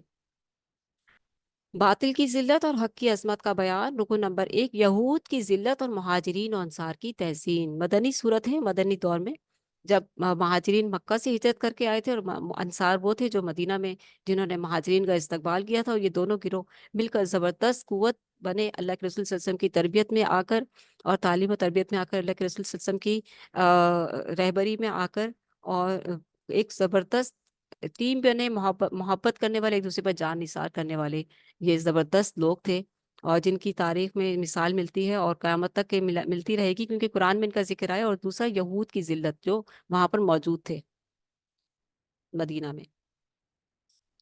कैसे आई उनकी जिल्लत? यहूदी कबीला बनु नज़ीर ने ग़ज़वा ओहद में मौके पर मीसाक मदीना की खिलाफ वर्जी की। पहले अहद कर लेते थे और फिर अहद तोड़ते थे। ऊपर आया इनके ये झूठी कस्में खाते हैं। अब यहाँ पे क्या है, अहद तोड़ने की बात आ रही है। कैसी कैसी, ये मुनाफिकाना है। सारी ये मुनाफिकाना, झूठ भी बोलते हैं, अहद की खिलाफ वर्जी भी करते हैं। यहूदी कबीले बनु नज़ीर ने क़स्वा ओहद के मौके पर मीसाक मदीना की खिलाफ वर्जी की, अहद तोड़ दिया। बाद अज़ा नबी अलैहिस्सलातु वस्सलाम को शहीद करने की साजिश की। इन जराइम की सजा देने के लिए जब मुसलमानों ने उनके किलों को का घेराव किया, तो उन्होंने बगैर जंग किए हथियार डाल दिए। ये थी उनकी जिल्लत, यहूद की जिल्लत। क्योंकि ये लोग किले में बंद होकर जंग लड़ रहे हैं। किले में बंद होकर कौन जंग लड़ता है? इतने डरते, इतने डरपोक थे ये, इतने डरपोक हैं इनकी, इनको अपनी जान और माल और अपने औलादों की इतनी फिक्र है कि हम किले से अंदर रहकर जंग लड़ लेंगे। कैसे लड़ लोगे भाई? इतने डरपोक हैं ये। तो इन जराइम की सजा देने के लिए जब मुसलमानों ने उन किलों का घेराव किया, तो उन्होंने बगैर जंग किए हथियार डाल दिए कि अब तो कोई चारा नहीं है, मर ना जाए कहीं, हथियार डाल दो। मरने से इतना डरते हैं। इस रुकू में हुक्म दिया गया कि बगैर जंग के दुश्मन से हासिल होने वाले माले गनीमत का नहीं, बल्कि फी फे का बल्कि फे का इतलाक होगा। क्योंकि ये जंग थी ना, जंग की वजह से जो आया है, और फिर इसके ऊपर माले गनीमत का नहीं बल्कि फे का इतलाक होगा। माले फे मुजाहिदीन में तकसीम नहीं होगा, बल्कि कुल का कुल मुस्तहिकीन पर खर्च होगा। क्योंकि यहाँ पर मुजाहिदीन ने सिर्फ जैसे एक सिचुएशन नजर आ रही ना, एक जंग होती है जहाँ मुजाहिदीन तलवार उठाते हैं और मुशक्कत में, और फिर यहाँ पर उन्होंने हथियार डाल दिए, इसलिए यहाँ पर ये कानून लागू किया गया कि यहाँ पर फे का इतलाक होगा। माल फे जो है मुजाहिदीन में नहीं बल्कि कुल का कुल मुस्तहिकीन पर खर्च होगा, ताकि दौलत की गर्दिश सिर्फ उमरा के दरमियान ना हो। कितना खूबसूरत है ना दीन, बल्कि उसे महरूमीन तक भी पहुंचाया जाए। बल्कि मजीद इरशाद हुआ कि रसूलुल्लाह सल्लल्लाहु अलैहि वसल्लम का हुक्म भी इसी तरह से हुज्जत है। जिस तरह से कुरान के अहकामात आप सल्लल्लाहु अलैहि वसल्लम ने मालिफ है उन महाजिरीन को देंगे, आप सल्लल्लाहु अलैहि वसल्लम मालिफ है उन महाजिरीन को देंगे जिन्होंने अल्लाह की रजा की खातिर अपने माल और घर छोड़कर मदीना हिजरत की। कितना खूबसूरत ये फैसला था ना। आफरीन है अंसार मदीना के लिए जिन्होंने तंग दस्त होने के बावजूद महाजिरीन की भरपूर नुसरत की और कहा कि बिलाशुबा इन्हें ही मिलना चाहिए। बिलाशुबा नफ्स की तरकीबात पर काबू पाकर अल्लाह की रजा की पैरवी करने वाले ही कामयाब हैं। ٹھیک ہے، کہیں دیکھیں کہیں کس کس طرح سے آزمائش آتی ہے نا. اہل ایمان تھے انصاری بھی، ان میں بھی تھے کچھ تنگ دست، لیکن انہوں نے کہا نہیں، یہ اگر مہاجرین کے حق میں آئے تو ہم الحمدللہ، ہم مبارکباد دیتے ہیں مہاجرین کو، ہم مبارکباد دیتے ہیں. یہی تھی ان کی نصرت، یہی تھی ان کی خوبصورتی. انصاری اور مہاجرین دونوں بھائی بھائی بن گئے تھے. کس کی تربیت میں؟ اللہ کے رسول صلی اللہ علیہ وسلم کی تربیت میں. کوئی ایک دوسرے سے کسی قسم کی حسد جلن نہیں رکھتا تھا، محبت ہی رکھتے تھے، نچھاور ہی کرتے رہتے تھے. وہ ان پر نچھاور اور وہ ان پر نچھاور. یہ تھا خوبصورت تعلق جو اللہ کے رسول نے قائم کیا تھا، جس کی مثال نہیں ملتی. بلا شبہ نفس کی ترغیبات پر قابو پا کر اللہ کی رضا کی پیروی کرنے والے ہی کامیاب ہیں. یہاں پر کنہوں نے نفس پر قابو پایا؟ انصار نے. مہاجرین کے لیے انہوں نے کھلے دل کا مظاہرہ کیا، کوئی اصرار نہیں کیا. وہ بھی مسلمان بھی لائق تحسین ہے جو دعا کرتے ہیں کہ اے اللہ زندہ اور وفات شدہ تمام مومنوں کی بخشش فرما. آپ سن رہی یہ بات؟ غور سے سنیں دوبارہ. اور وہ مسلمان بھی لائق تحسین ہیں جو دعا کرتے ہیں. آپ کی دعا میں یہ دعا شامل ہے کہ اے اللہ زندہ اور وفات شدہ تمام مومنوں کی بخشش فرما. اللہم اغفر للمؤمنین والمؤمنات والمسلمین والمسلمات. یہ دعا کون کون پڑھتا ہے؟ یہ دعا پڑھنے والے کے لیے اللہ تعالیٰ نے اتنا اجر رکھا ہے، جس نے قرآن مجید میں ہی یہ بتا دیا. وہ مسلمان بھی لائق تحسین ہے جو دعا کرتے ہیں کہ اے اللہ زندہ اور وفات شدہ تمام مومنوں کی بخشش فرما، اور ہمارے دلوں کو مومنوں کے خلاف ہر کدورت سے پاک کر دے. اللہم اغفر للمؤمنین والمؤمنات والمسلمین والمسلمات. رکو نمبر 2، منافقین کا شیطانی طرز عمل. آ رہی ہے پہلے رکو میں ہم نے کیا دیکھا یہاں پر؟ کہ یہودیوں کی ذلت اور مہاجرین و انصار کی تحسین. ٹھیک ہے، یہاں دونوں کو اللہ تعالیٰ کس طریقے سے، سبحان اللہ، جو اللہ کی راہ میں نکلے اور جنہوں نے اللہ کی راہ میں ہجرت کرنے والوں کو ویلکم کیا، ان لوگوں کی کس طرح سے اللہ تعالیٰ تعریف فرماتا ہے نا. اور وہیں پر رہنے والے وہ لوگ جو منافق ٹائپ کے تھے، ان کے لیے بھی، ان کی بھی سب ہر طرح کی بات بتا رہا ہے اللہ تعالیٰ. منافقین کا شیطانی طرز عمل. غزوہ بنو نذیر سے قبل منافقین نے بنو نذیر کو پیغام بھیجا کہ جنگ ہو یا جلا وطنی، ہم ہر صورت میں تمہارا ساتھ دیں گے. بنو نذیر مدینہ میں تھا نا، اور منافقین جو تھے وہ انہیں پیغام بھیج رہے تھے کہ ہم تمہارا ساتھ دیں گے. ٹھیک ہے، اچھا پھر کیا ہوا دیکھیں ذرا. مسلمانوں کو تسلی دی گئی کہ جھوٹے اور بزدل منافقین کسی بھی صورت میں یہود کا ساتھ نہ دیں گے، نہیں دیں گے وہ ساتھ. وہ تو خود اپنی جان اور مالوں کے حریص ہیں، وہ کیسے دے سکتے ہیں؟ وہ تو بہت زیادہ دنیا کے حریص ہیں. وہ یہود کے ساتھ شیطان والا کردار کر رہے ہیں. اللہ اکبر. منافقین جو تھے، نہ ادھر کے ہیں نہ ادھر کے ہیں. یہ بھی تھا نا ایک گروہ. اور یہ یہود جو تھے، جو وہاں پر یہود کے جو قبیلے تھے مدینہ میں، بنو نذیر اور بھی نام آتے ہیں ان کے. تو یہ بنو نذیر کے جو یہود تھے، جب ان کو مدینہ کے لیے کہا گیا کہ ایمان لے آؤ، یا پھر جیسے تنگ ہو رہا تھا ان کا سلسلہ مدینہ میں، تو جو باہر کے منافق تھے انہوں نے کہا کہ ہم تمہاری مدد کریں گے. تو اللہ تعالیٰ کہہ رہا ہے مسلمانوں کو تسلی دی گئی کہ جھوٹے اور بزدل منافقین کسی بھی صورت میں یہود کا ساتھ نہ دیں گے. وہ یہود کے ساتھ شیطان والا کردار ادا کر رہے ہیں. شیطان انسان کو اللہ کی نافرمانی پر اکساتا ہے. جب انسان یہ جرم کر بیٹھتا ہے تو شیطان اس کے جرم سے اعلان برات کرتا ہے. آ گئی سمجھ میں بات؟ یہ وہ لوگ ہیں کہ کہتے ہیں کہ ہاں ہم تمہاری مدد کریں گے، اور جب ان پر مصیبت آئے گی تو کہیں گے ہم تو نہیں آ سکتے، ہم تو نہیں کر سکتے. یہ وہ والا کردار ادا کر رہے ہیں جو شیطان کرتا ہے. شیطان انسان کو پورا کھائی میں گرا دیتا ہے اور کہتا ہے کہ میں تو تمہیں نہیں گرایا، میں تو تمہیں نہیں بہکایا. یہ حرکت شیطانی حرکت. اللہ تعالیٰ ہم سب کو شیطان کی ہر طرح کے ہتھ کنڈوں سے اور اس کی ہر طرح کی چال بازی سے محفوظ رکھے، آمین. روز قیامت جرم کرنے اور جرم پر اکسانے والے دونوں کا بدترین انجام ہوگا. جرم کرنے والے اور جرم پر اکسانے والے دونوں کا. رکو نمبر 3، اللہ کے ذکر سے غفلت انسان کو حیوان بنا دیتی ہے. اللہ کی یاد ہی جس کے دل میں نہ ہو، جس کو اللہ یاد ہی نہ ہو، جس کو اللہ کی پرواہ ہی نہ ہو، جس رب کی عطا کی ہوئی زندگی میں وہ مگن ہے، جس رب کی عطا کی ہوئی صحت میں وہ مگن ہے، جس رب کی عطا کی ہوئی ہر طرح کی جو نعمت ہے ان میں وہ مگن ہے، عیاشیاں اور کر رہا ہے، اور اپنا کی منمانیاں کر رہا ہے، ہر طرح کی اپنے نفس کی مان رہا ہے. تو ایسا انسان کیا ہے؟ وہ انسان ہے، انسان حیوان ہے. وہ انسان کو انسان کے مقام سے ہٹا دیتی ہے وہ خواہشات، ساری خواہشات نفس. جس کو اللہ ہی یاد نہ ہو وہ حیوان ہے. اپنے آپ کو چیک کر لیں. तीसरे रुकू में हर इंसान को झंझोड़ा गया है कि वो अपना जायजा ले कि कुल के कल यानी आखिरत की अबदी जिंदगी के लिए उसने क्या तैयारी की है। कितनी याद है एक मुसलमान को, एक मोमिन को हर वक्त, मुसलमान को आखिरत याद रखनी चाहिए, मोमिन को तो हर वक्त याद ही होती है। मुसलमान में और मोमिन में फर्क होता है ना। मुसलमान ला इलाहा इल्लल्लाह मोहम्मद रसूलुल्लाह पढ़ने वाला मुसलमान, और ला इलाहा इल्लल्लाह मोहम्मद रसूलुल्लाह के तकाजे पूरे करने वाला मोमिन। आगे समझ में बात। ला इलाहा इल्लल्लाह मोहम्मद रसूलुल्लाह पढ़ने वाला, सिर्फ पढ़ लेने वाला मुसलमान, और ला इलाहा इल्लल्लाह मोहम्मद रसूलुल्लाह के पूरे तकाजे करने वाला कौन है? मोमिन। तकाजों पर पूरा उतरने वाला कौन है? मोमिन। वो अल्लाह की रजा को सामने रखकर हर अमल करता है, अल्लाह की नाराजगी से बचता है, तो अल्लाह के रसूल सल्लल्लाहु अलैहि वसल्लम की इताअत करता है। तीसरी चीज नहीं है उसके पास कोई भी, अल्लाह और उसके रसूल की इताअत है। तीसरे रुकू में हर इंसान को झंझोड़ा गया कि वो अपना जायजा ले कि कल यानी आखिरत की अबदी जिंदगी के लिए उसने क्या तैयारी की है। हम सब के लिए भी सवाल है ये। फौरन सोचें, झंझोड़े अपने आप को, सवाल लिख लें। अगर अभी दर्स की क्लास में अगर अभी आप नहीं सोच सकते हैं उस बारे में, तो आप लिखें ये सवाल। क्लास के खत्म होने के बाद रात को बिस्तर पर लेटते हुए हर रोज अपना जायजा लिया करें। ये हर रोज का जायजा है, ये अपना मुहासबा करके सोएं कि मैं आखिरत में किस मकाम पर हूँ। अपने आप को चेक करें। मोमिन बंदा तो बेचैन रहता है, अपना मुहासबा करता ही रहता है। हम क्यों नहीं करते? हमें भी करना है। हम भी मोमिनाना सिफात में आना चाहते हैं, हम भी मोमिन बनना चाहते हैं। अल्लाह ताला हमें भी मोमिनीन में शुमार फरमाए, शामिल करते हैं, आमीन।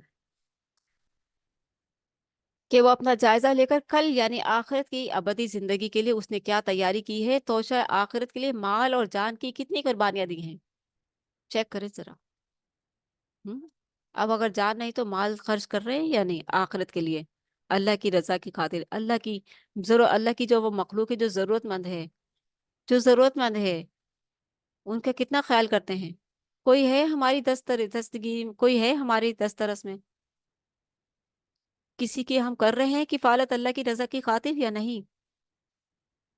किसी की मदद कर रहे हैं या नहीं? कोई जिम्मेदारी उठाई हुई है या नहीं?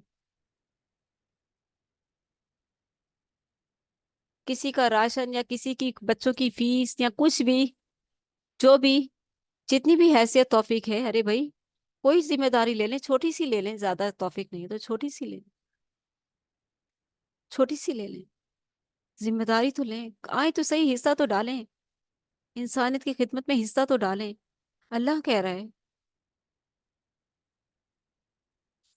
तोशा आखिरत के लिए माल और जान की कितनी कुर्बानियां दी हैं। इंसान की अजमत दरअसल उस रूह रब्बानी की वजह से है जो इंसान के जिस्मानी वजूद में डाल दी गई है।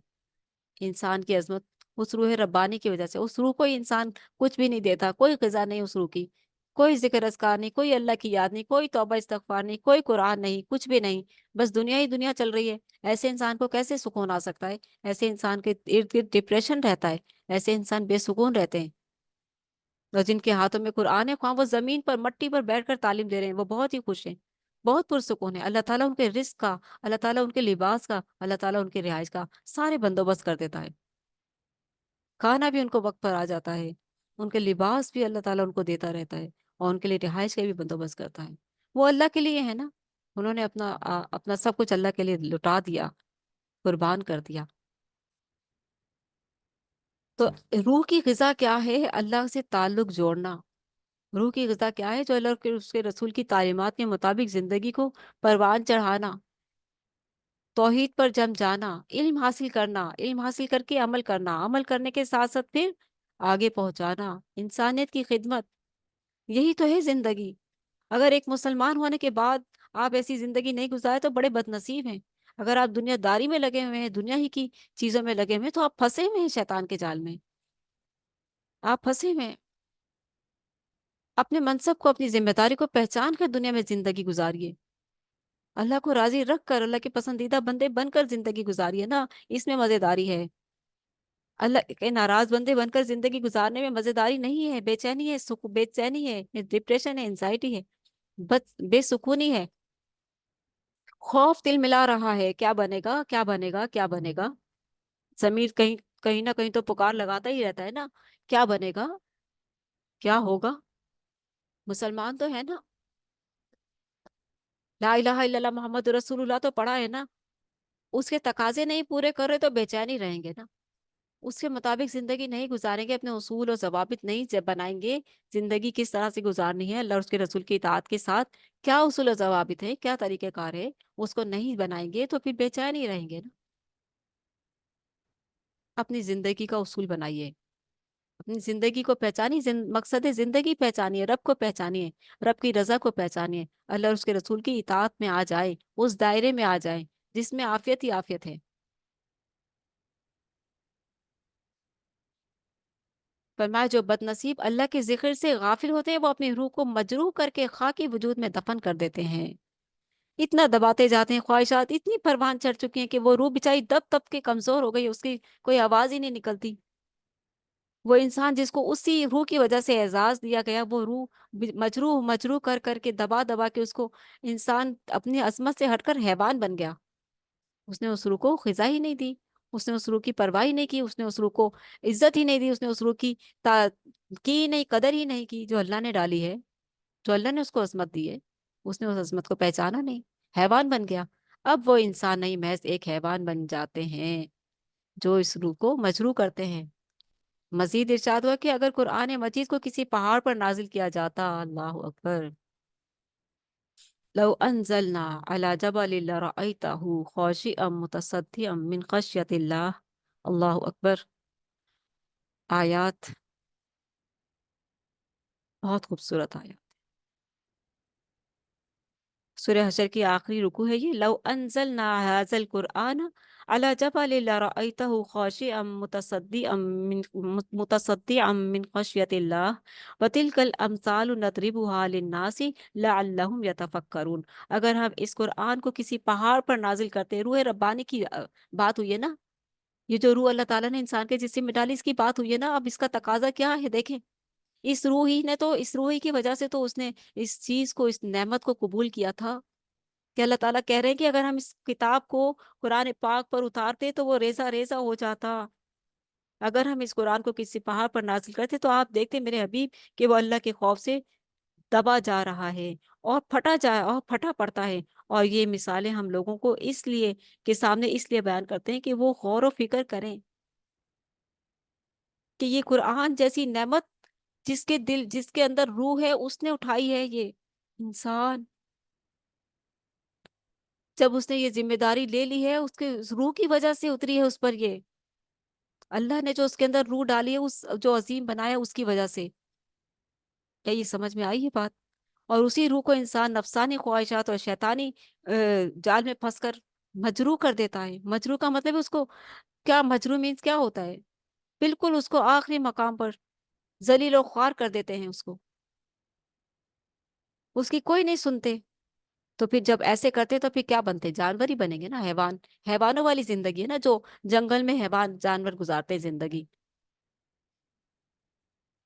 अगर जिंदगी, अगर दुनिया ही की लत लगी हुई है, अब ये करना है, अब वो चाहिए, अब ये, अब वो, अल्लाह ना अल्लाह की याद है ना अल्लाह के दिए हुए मकसद का पता है जिंदगी का, बस अपनी मनमानियों में लगे हुए हैं, जो चाहे मर्जी करते फिर रहे हैं, हर बात शैतान की चल रही है। तो ऐसे इंसान क्या है, जानवर है और क्या है। मज़ीद इरशाद हुआ कि अगर कुरान मजीद को किसी पहाड़ पर नाजिल किया जाता तो वो पहाड़ अल्लाह के रौब से फटकर जर्रात की सूरत में बिखर जाता। सूरह आराफ में 143 में भी जो है यही तासीर अल्लाह सुब्हानहू ताला ने बयान की है कि अल्लाह सुब्हानहू ताला की तजल्ली की बयान की गई है। सूरह आराफ में 143 में यही तासीर अल्लाह सुब्हानहू ताला की तजल्ली की बयान की गई, जब हजरत मूसा अलैहिस्सलाम ने अल्लाह ताला से अल्लाह का दीदार करने की इल्तिजा की थी कि मूसा के रब ने पहाड़ पर तजल्ली डाली तो उसे रेजा रेजा कर दिया। गोया कलाम रब्बानी की वही तासीर है, आप समझ रहे बात को, अल्लाह का दीदार और अल्लाह का पाक कलाम, गोया के कलाम रब्बानी की वही तासीर है जो तजल्ली जात रब्बानी की है। अल्लाह का पाक कलाम कोई मामूली किताब नहीं, जिनके हाथों में बड़े खुश नसीब हैं, बहुत खुश नसीब है, जो इसको समझ कर पढ़ते हैं वो बहुत ज्यादा खुश नसीब हैं। رکوع کے آخر میں اللہ تعالیٰ کی عظمت اور جلال کی کئی نشانیاں بیان کی گئی ہیں، اللہ تعالیٰ کی زبردست صفات آئی ہیں۔ سورہ حشر کی آخری آیات کی احادیث میں بہت فضیلت آئی ہے۔ جو شخص صبح اور شام اعوذ باللہ السمیع العلیم من الشیطان الرجیم تین تین مرتبہ پڑھ کر ان آیات کو پڑھ لیتا ہے، تو اگر خدا نخواستہ اسے دن میں یا رات کو پڑھتا ہے، مغرب کے بعد اور رات میں موت آ جائے تو اسے شہادت کی موت کا مقام ملتا ہے۔ یہ کتنی بڑی اعزاز کی بات ہے، ہر ایک کو یہ یاد ہونی چاہیے آیات۔ سورہ ممتحنہ مدنی صورت، حق کے دشمنوں سے نفرت کرنے کی تلقین۔ حق کے دشمن کون تھے مدینہ میں؟ اوپر پڑھ کے آئے ہیں نا ہم، جو نہ ادھر کے ہیں نہ ادھر کے ہیں۔ اہل باطل سے ہمدردی راہ حق سے دور کر دے گی۔ اہل باطل سے ہمدردی، سورہ ممتحنہ ہم پڑھنے جا رہے ہیں۔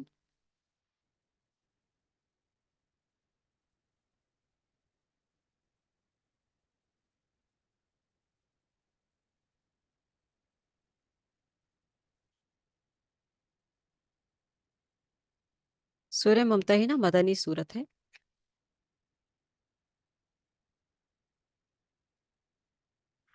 یہ سورہ مبارکہ ایک خاص واقعے کے پس منظر میں نازل ہوئی۔ سن 8 ہجری میں نبی علیہ الصلوۃ والسلام نے مکہ کی طرف پیش قدمی کا منصوبہ بنایا، کیونکہ اب مدنی صورت ہے، مدنی دور ہے، لیکن اب جو حالات ہیں وہ اس طرف آ گئے ہیں کہ اللہ کے رسول صلی اللہ علیہ وسلم نے مکہ کی طرف پیش قدمی کا منصوبہ بنایا۔ آپ صلی اللہ علیہ وآلہ وسلم چاہتے تھے کہ یہ منصوبہ خفیہ رہے، مسلمان اچانک مکہ پہنچ جائیں، اہل مکہ کو مقابلے کی تیاری کا موقع نہ ملے اور بغیر خون ریزی کے مکہ فتح ہو جائے۔ نیت کتنی پیاری تھی نا، کہ خون ریزی بھی نہ ہو، مسلمانوں کی طاقت وہاں پہنچے اور مکہ فتح ہو جائے اور ایک بھی جان ضائع نہ ہو، بھلے وہ مشرک کی تھے، بھلے وہ مشرک ہی تھے۔ اللہ کے رسول کی دیکھیں کتنا خوبصورت اخلاق کا کتنا بڑا معیار ہے، مقام ہے، دیکھیں انک لعلی خلق عظیم، کہ اس منصوبے کو خفیہ رکھنے کا یہ راز تھا کہ ایک بھی خون ریزی نہ ہو، ایک بھی جان نہ ضائع جائے۔ کتنا پیارا، کتنی پیاری نیت تھی نا، مسلمان اچانک مکہ پہنچ جائے، اہل مکہ کو مقابلے کی تیاری کا موقع نہ ملے اور بغیر خون ریزی کے مکہ فتح ہو جائے۔ ایک بدری صحابی، ایک بدری صحابی حضرت حاتب بن ابی بلتع بل بلتسا کے اہل خانہ رضی اللہ عنہ کے اہل خانہ مکہ میں تھے۔ یہ جو صحابی تھے جن کا نام بیان ہوا ہے یہاں پر، ان کے اہل خانہ مکہ میں تھے۔ آپ رضی اللہ عنہ نے چاہا کہ اہل مکہ پر ایک احسان کر دیں تاکہ وہ ان کے اہل خانہ کو کوئی نقصان نہ پہنچائیں۔ مشرکین مکہ، انہیں اپنے اہل خانہ کے سے کا ڈر تھا کہ کہیں مشرکین مکہ ان کو نقصان نہ پہنچائیں۔ انہوں نے سرداران قریش کو ایک خط کے ذریعے مسلمانوں کی لشکر کی آمد کی اطلاع دینے کی کوشش کی، کیونکہ صحابہ کرام سے تو اللہ کے رسول مشورہ کرتے تھے نا، ان میں یہ صحابی بھی تھے۔ انہوں نے قریش کے سرداران قریش کو ایک خط کے ذریعے مسلمانوں کے لشکر کی آمد کی اطلاع دینے کی کوشش کی۔ ابھی پہنچی نہیں تھی یہ اطلاع، آپ صلی اللہ علیہ وآلہ وسلم کو وحی کے ذریعے اس کوشش کی اطلاع ہو گئی، وحی آ جاتی تھی نا آسمان سے، اور اس بات میں جو تھی حکمت چھپی ہوئی تھی، یہ بات ان کو نہیں پتہ چلنی چاہیے تھی، اللہ تعالیٰ نے فوراً مدد کی کہ وحی کے ذریعے اس کوشش کی اطلاع ہو گئی۔ اس سورہ مبارکہ میں حضرت حاتب رضی اللہ عنہ کو متوجہ کیا گیا کہ حق کے دشمنوں سے ہمدردی انسان کو راہ حق سے دور کر دے گی۔ اس حوالے سے حضرت ابراہیم علیہ السلام اور ان کے ساتھیوں کا طرز عمل بہترین نمونہ ہے۔ حضرت ابراہیم علیہ السلام نے بھی اپنے اہل و خانہ کو چھوڑا تھا نا اسلام کی خاطر، دین کی خاطر، والد تھے، والد کو چھوڑا تھا نا، اہل خانہ کو چھوڑا تھا نا اللہ کی خاطر۔ تو اس لیے کہا جا رہا ہے کہ دیکھو جب اللہ کی خاطر تم آ گئے ہو تو پھر اب تم اپنے پچھلوں کو مت یاد کرو، الا یہ کہ وہ ایمان کے دائرے میں آ جائیں، پھر وہ تمہارے ہیں۔ انہوں نے اپنی قوم سے صاف صاف کہا، ابراہیم علیہ السلام کی بات ہے کہ انہوں نے اپنی قوم سے صاف صاف کہا کہ ہم تم سے اس وقت تک کے لیے اعلان بیزاری کرتے ہیں جب تک تم اللہ پر خالص توحید کے ساتھ ایمان نہیں لے آتے، جب تک تم ان بنے ہوئے بتوں بزرگوں کو چھوڑ نہیں دیتے، تب تک ہم، اور جب تک تم توحید پر نہیں آ جاتے، ہم تب تک تم سے اعلان بیزاری کرتے ہیں۔ اللہ ہمیں اس طرز عمل کی پیروی کی توفیق عطا فرمائے، آمین۔ اس میں کیا کیا مل رہا ہے دیکھیں، آج کے اس دور میں بھی جو ہے بہت سے پیرنٹس یا بہت سی اولادیں بے راہ روی میں ہے نا، جاتے ہیں نا اللہ کو چھوڑ کر اوروں کے بھی آستانوں پر، اوروں کے بھی دروں پر، ہم کہ یہ ہمارے بزرگ ہیں، ہم انہیں نہیں چھوڑ سکتے، چلو ہمارے ساتھ، چلو یہ ذمہ داری ہے، یہ کرنی ہے پوری، آج وہاں چادر چڑھانی ہے، آج وہاں لنگر بانٹنا ہے، چلو، اولاد کو مجبور کر رہے ہیں یا ماں باپ کو اولاد مجبور کر رہی ہے، اگر کوئی ہدایت یافتہ ہے ان میں سے تو صحیح سچائی کیا ہے؟ اللہ کی اطاعت، ایسے میں ساتھ نہیں دینا ہے، ایسے میں ان کے ساتھ بدتمیزی نہیں کرنی، لیکن ان کے ساتھ اس معاملے میں ان کا ساتھ نہیں دینا کہ کیا کریں، اما ابا ہی کہہ رہے ہیں جانا تو پڑے گا، نہیں، نہیں جانا، نہیں جانا، وہاں نافرمانی کرنے کا حکم ہے لیکن بدتمیزی کے ساتھ نہیں۔ خواتین، رکن نمبر 2، خواتین کی بیعت۔ اس رکن میں اجازت دی گئی کہ ایسے کافر جو اسلام یا مسلمانوں کے خلاف کسی سازش یا مہم میں شریک نہ ہو، اس رکو میں اجازت دی گئی کہ ایسے کافر جو اسلام یا مسلمانوں کے خلاف کسی سازش یا مہم میں شریک نہ ہوں، ایسے بھی تو کافر تھے نا جو امن پسند تھے، جو کافر بھی تھے اور مسلمانوں کے خلاف کسی سازش میں بھی شریک نہیں ہوتے تھے، ان سے حسن سلوک اور برابری کی بنیاد پر تعلق رکھے جا سکتے ہیں، اور انہیں اسلام کی دعوت بھی دی جا سکتی ہے، شاید وہ متاثر ہو جائیں۔ ایسے عناصر سے ہرگز دوستی نہ کی جائے جو اسلام یا مسلمانوں کے خلاف سازش اور مہمات میں شریک ہوتے ہیں۔ ایک ہوتے ہیں نا جو سازشوں میں مہمات میں شریک نہیں ہوتے، ان کے ساتھ تو حسن سلوک کا حکم دے دیا گیا، اور جو ایسے لوگ ہیں جو مسلمانوں کے خلاف سازش اور مہمات میں شریک ہوتے ہیں، ان کے ساتھ ہرگز دوستی نہ کی جائے۔ مسلمانوں اور مشرکین کے درمیان نکاح کا معاملہ بھی جائز نہیں۔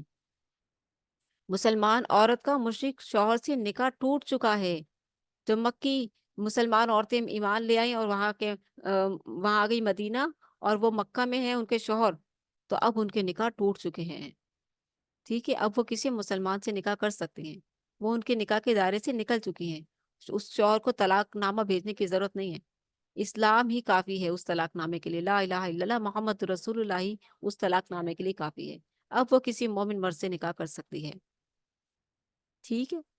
کوئی بھی مشرکہ عورت جب مسلمان ہوتی ہے تو وہ اپنے مشرک شوہر کے نکاح سے نکل جاتی ہے۔ مسلمان عورت کا مشرک شوہر سے نکاح ٹوٹ چکا ہے، اسی طرح مسلمان مرد کو چاہیے کہ وہ مشرک بیوی کو آزاد کر دے۔ نبی علیہ صلاۃ والسلام کو تلقین کی گئی کہ وہ مومن خواتین سے اس عہد پر بیعت لیں کہ وہ شرک، چوری، زنا، اپنی اولادوں کو قتل اور بدکاری کی تہمت لگانے کا جرم نہیں کریں گی۔ اپنی اولادوں کو قتل کون کرتی ہیں؟ عورتیں، عورتوں سے بیعت لی گئی۔ عورتیں کیا کرتی ہیں آج کل کی؟ ذرا سا پتہ چلا کہ وہ پریگننٹ ہیں اور پہنچ جاتی ہیں ہاسپٹل، ابھی بچہ نہیں چاہیے، نہ سسرال میں پتہ چلا کسی کو، نہ شوہر کو پتہ چلا، اپنی منمانیاں کرتی ہیں نا، پہنچ جاتی ہیں ابورٹ کروا کر گھر آ جاتی ہیں، کسی کو کان و کان خبر نہیں ہوتی، کسی کو کان و کان خبر نہیں ہوتی۔ اللہ کو تو پتہ ہے نا کہ تو اپنی اولاد کو قتل کر کے آئی ہے، اللہ کو تو پتہ ہے نا کہ تو نے اپنے جگر کے ٹکڑے کو قتل کیا ہے، تو اپنی اولاد کو قتل کر کے آئی ہے، اب تجھے بتاؤں گا میں۔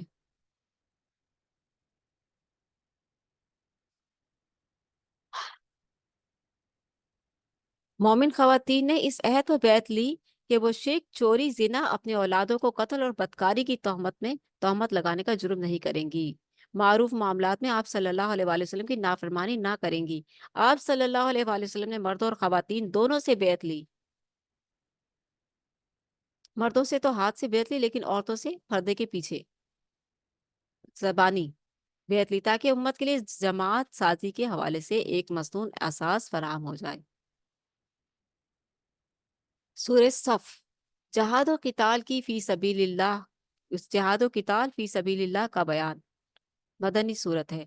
رکن نمبر 1، غلبہ دین کی جد و جہد کے لیے سب کچھ لگا دو، مدنی دور ہے، مہاجرین ہجرت کر کے آ چکے ہیں، انصار مدینہ نے مہاجرین کو خوش آمدید کہا ہے، دونوں نے ایک دوسرے کو گلے لگایا ہے، دونوں ایک زبردست طاقت بن کر سامنے آئے ہیں اللہ کے رسول صلی اللہ علیہ وسلم کی تعلیم و تربیت میں، اور اللہ کے رسول صلی اللہ علیہ وسلم کی جو تربیت تھی وہ اتنی پیاری تھی کہ جو بھی لوگ آپ کے پاس بیٹھتے تھے وہ کندن بن جاتے تھے، اور مہاجرین تو اس گھاٹی سے گزر کر آئے تھے اللہ کے رسول صلی اللہ علیہ وسلم کے ساتھ، وہاں مشرکین نے مکہ کا ظلم سہ کر اس گھاٹی سے آئے تھے، کندن بن گئے تھے، اور یہاں پر اللہ کے رسول صلی اللہ علیہ وسلم نے انصار مدینہ بھی جو تھے آپ صلی اللہ علیہ وسلم کی جو آ، آئی ان میں تربیت میں آئے تو یہ بھی کندن بن گئے۔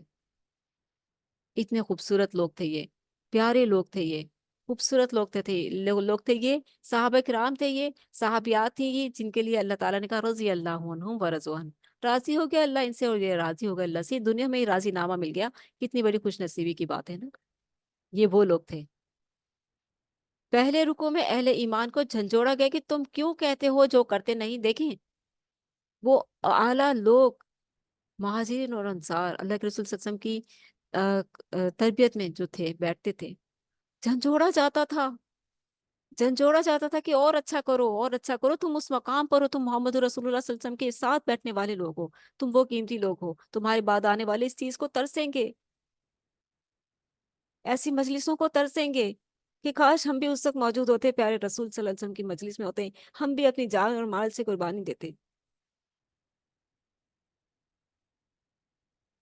तुम्हारा वो मकाम है, जब भी तो झंझोड़ा जा रहा है ना। पहले रुको में अहले ईमान को झंझोड़ा गया कि तुम क्यों कहते हो जो करते नहीं। और फिर ये चीज सब क़यामत तक के तमाम लोगों के लिए है, ये हुक्म। ये जो अल्लाह और उसके रसूल की इताअत की बात है, तो कहते हो तो करो भी, उस दायरे में हो तो उसको करो भी, मत निकलो उस दायरे से बाहर।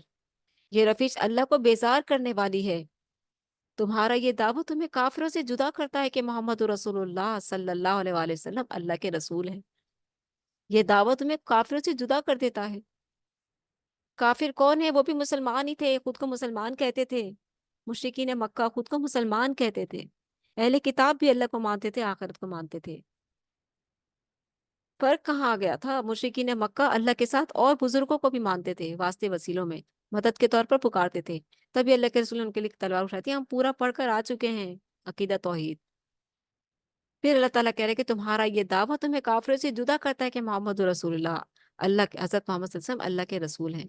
हजरत मोहम्मद सल्लल्लाहु अलैहि वसल्लम तो अच्छा, मोहम्मद रसूलुल्लाह, यहाँ देखिए ये मदनी सूरत है। एक और बात यहाँ पर वाजे कर दूं, मदनी सूरत है। यहाँ पर मुनाफिकीन थे, यहूद थे, वो अल्लाह के रसूल को ऐसे पहचानते थे जैसे वो अपने सगे बेटों को पहचानते हैं, क्योंकि उनकी किताबों में आया हुआ था ना कि एक आखिरी रसूल आएंगे, मोहम्मद सल्लल्लाहु अलैहि वसल्लम नाम के साथ बताया हुआ था उनको।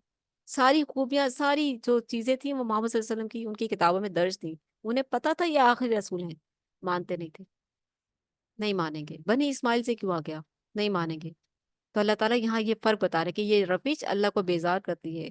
अहले ईमान को झंझोड़ा जा रहा है कि क्या क्यों कहते हो जो तुम करते नहीं। ये रविश अल्लाह को बेजार करने वाली है। तुम्हारा ये दावा तुम्हें काफिरों से जुदा करता है। वो भी तो काफिर थे, जिन्होंने ला इलाहा इल्लल्लाह तो पढ़ा, मोहम्मद रसूलुल्लाह नहीं पढ़ा। मोहम्मद सल्लल्लाहु अलैहि वसल्लम के आने के बाद वो काफिर हैं। मोहम्मद रसूलुल्लाह सल्लल्लाहु अलैहि वसल्लम के आने के बाद जिन्होंने सिर्फ ला इलाहा इल्लल्लाह ही पढ़ा है, मोहम्मद रसूलुल्लाह नहीं पढ़ा, वो भी काफिर हैं। उनकी बात हो रही है। ये रविश अल्लाह को बेजार करने वाली है। तुम्हारा ये दावा तुम्हें काफिरों से जुदा करता है। अब आ गई बात समझ में। अल्लाह सुब्हानहू व तआला किस तरह से मोमिनों की जबरदस्त तरबियत फरमाते हैं, झंझोड़ते हैं, उनको मोटिवेट करते हैं, उनको आगाही देते हैं कि देखो तुम्हारा उनमें बहुत बड़ा फर्क है कि तुमने क्या कहा है, मोहम्मद रसूलुल्लाह, ला इलाहा इल्लल्लाह तो वो भी कहते हैं, लेकिन वो मोहम्मद रसूलुल्लाह नहीं कहते, और तुम कहते हो मोहम्मद रसूलुल्लाह। ये है फर्क। हजरत मोहम्मद सल्लल्लाहु अलैहि वसल्लम तो दुनिया में अल्लाह के दीन को गालिब करने के लिए आए हैं। उन्हें अपनी वाह तो नहीं चाहिए थी, उन्हें गैब का इल्म थोड़ी था। वो तो अल्लाह के दीन की तालीम के लिए आए थे, अल्लाह के दीन को फैलाने, अल्लाह के नाम को बुलंद करने, तौहीद का पैगाम लोगों के दिलों में उतारने आए थे। तौहीद का पैगाम लोगों के दिलों में उतारने आए थे। उन्होंने अपने लिए भी कहा था कि मेरे लिए कोई वाह मत करना, मेरे मामले में कोई गुलू मत करना, जैसे यहूद नसारा ने किया। यहूद नसारा ने अपने अपने नबियों को अल्लाह का बेटा नाउजुबिल्ला बना दिया। तुम ऐसी हरकत मत करना, मेरी कब्र को उर्सगाह मत बनाना। जब अल्लाह के रसूल ने अपनी कब्र को मजार बनाने से मना कर दिया, तो बाकी कौन सी पहुंची हुई हस्तियां जिनके मजार बना बनाकर खड़े कर दिए हैं पूरी दुनिया में? कौन सी ऐसी हस्तियां आ गई हैं पहुंची हुई? किसने उनके मकाम बना बताने हैं? अल्लाह ने बताने हैं, अल्लाह ने बनाने हैं उनके उनके उनके अमल के मुताबिक। दुनिया वाले बताएंगे कि वो बहुत पहुंचे हुए हैं। अल्लाह का फैसला तुम अपने हाथों में लेते हो और खुद से बना लेते हो। तो बहुत पहुंचे हुए हैं, वो भी मदद करते हैं। नाउजुबिल्लाह। यही तो तौहीद अल्लाह के रसूल सल्लल्लाहु अलैहि वसल्लम दुनिया में लेकर आए थे कि अल्लाह ही की मानो, अल्लाह के बन जाओ, अल्लाह ही की मानो, अल्लाह वहदहू ला शरीक है। और अपनी जात पे भी आंच नहीं आने दी अल्लाह के रसूल ने। और यहाँ लोग पहुंचो वो की कब्रें चूमते हैं, उनके सजदे करते हैं, ना जाने क्या क्या करते हैं। उनको पता नहीं कौन सी तस्कीन मिलती है वहां जाकर। ایسی گندگی اور غلاظتوں کے ڈھیر ہیں یہ۔ الحمدللہ محمد رسول اللہ صلی اللہ علیہ وسلم کا جو قبر مبارک ہے اس گندگی اور غلاظت سے پاک ہے، وہاں حفاظت کرنے والے موجود ہیں۔ ذرا سی بھی کوئی ایسی حرکت کرتا ہے چوما چاٹی کی تو وہ فوراً منع کر دیتے ہیں، یلا یلا۔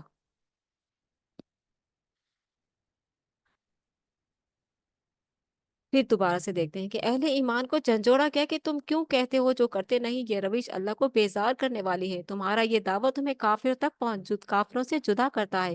محمد رسول اللہ، حضرت محمد صلی اللہ علیہ وسلم اللہ کے رسول ہیں۔ حضرت محمد صلی اللہ علیہ وسلم تو دنیا میں اللہ کے دین کو غالب کرنے کے لیے آئے ہیں، کرنے کے لیے کٹھن جدوجہد کرتے رہے، اور تم نے محض تصفیہ و تحمید ہی کو اعلیٰ نیکی سمجھ رکھا ہے۔ صرف تسبیح گھما گھما کے تم لاکھوں کی تعداد میں کلمہ پڑھ کر اپنے آپ کو کہتے ہو کہ ہم نے تو 1.25 لاکھ کی کلمے کی تسبیح پڑھ لی، اب ہم تو جنتی ہیں۔ کس نے کہا ہے یہ؟ کس نے کہا ہے؟ کروڑوں بار بھی پڑھ لو، اگر تمہارے دل میں نہیں اترا کلمہ توحید تو تم پھر کہے کہ کیا تمہاری تعداد پوری کرے گی تمہیں؟ کوئی جنت میں نہیں ڈال سکتا جب تک تم اللہ اور اس کے رسول کے تقاضے پورے نہیں کرتے۔ کلمہ پڑھتے رہو، اللہ اللہ کرتے رہو، اللہ کی نہیں مانو، اللہ کی نہیں مان رہے، ہر طرح کی بے حیائی لحاظی چل رہی ہے، ہر طرح کی شیطانیت چل رہی ہے، اور لا الہ الا اللہ پڑھ لیا 1.25 لاکھ بار اور اب ہم تو جنتی ہیں۔ ایسا کیسے ہو سکتا ہے؟ ایسا نہیں ہو سکتا، کروڑوں بار بھی پڑھ لو گے تو جنت میں نہیں جاؤ گے۔ حضرت محمد صلی اللہ علیہ وسلم تو دنیا میں اللہ کے دین کو غالب کرنے کے لیے کٹھن جدوجہد کرتے رہے، اور تم نے محض تسبیح و تحمید کو ہی اعلیٰ نیکی سمجھ رکھا ہے۔ سب کو جھنجھوڑا جا رہا ہے یہاں پر، ہم سب جھنجھوڑے میں ہیں یہاں پر، اپنے آپ کا جائزہ لیں۔ مسلمانوں نے تو مسلمانوں سے تو اللہ کو یہ مطلوب ہے کہ وہ اللہ کے دین کے غلبے کے لیے سب کچھ لگا دے۔ اللہ کے دین کی خدمت کتنی کر رہے ہیں ہم اللہ کے دین پر کتنا عمل کریں، ہم تو عمل ہی نہیں کرتے، دین کی خدمت کیا کریں گے؟ افسوس کا مقام ہے نا یہ، افسوس کا مقام ہے۔ لا الہ الا اللہ محمد رسول اللہ پڑھ تو لیا مگر اس کے تقاضے نہیں پورے کیے، افسوس کا مقام ہے یہ۔ اپنے آپ کو چیک کریں نا، کس قدر یہاں جھنجھوڑا جا رہا ہے۔ مسلمانوں سے تو اللہ کو یہ مطلوب ہے کہ وہ اللہ کے دین کے غلبے کے لیے سب کچھ لگا دیں، یہاں تک کہ جان قربان کرنے کے لیے بے چین ہو۔ غلبہ دین کی جد و جہد کی ذمہ داری مسلمانوں سے قبل بنی اسرائیل پر عائد کی گئی تھی۔ یہ جو محمد رسول اللہ نہیں پڑھتے، صرف لا الہ الا اللہ پڑھتے ہیں، ان کی بات ہو رہی کہ غلبہ دین کی جد و جہد کی ذمہ داری مسلمانوں سے قبل بنی اسرائیل پر عائد کی گئی تھی، ان سے وہ منصب چھین کر بنی اسماعیل محمد رسول اللہ کی امت میں منتقل کر دی گئی۔ اپنے آپ کو چیک کر لو نا کہ اگر ویسی ہی حرکتیں کرو گے تو پھر کیا مقام ہونے والا ہے تمہارا، اگر انہی جیسی روش اختیار کرنی ہے۔ شیطان تو ہر دور میں ہے نا، جس طرح سے اس نے بنی اسرائیل کو برباد کر دیا، وہ بنی اسماعیل کو نہیں کر سکتا کیا؟ مسلمانوں کو نہیں کر سکتا کیا؟ کر سکتا ہے۔ بنی اسرائیل کو تو اس نے اس مقام سے ہٹا دیا، فضیلت دی تھی اللہ تعالیٰ نے تمام جہان والوں پر اس کو، وہ اس کی باتوں میں آ گئے، اس نے اس کو اس مقام سے گرا دیا، منافقت پہ پہنچا دیا۔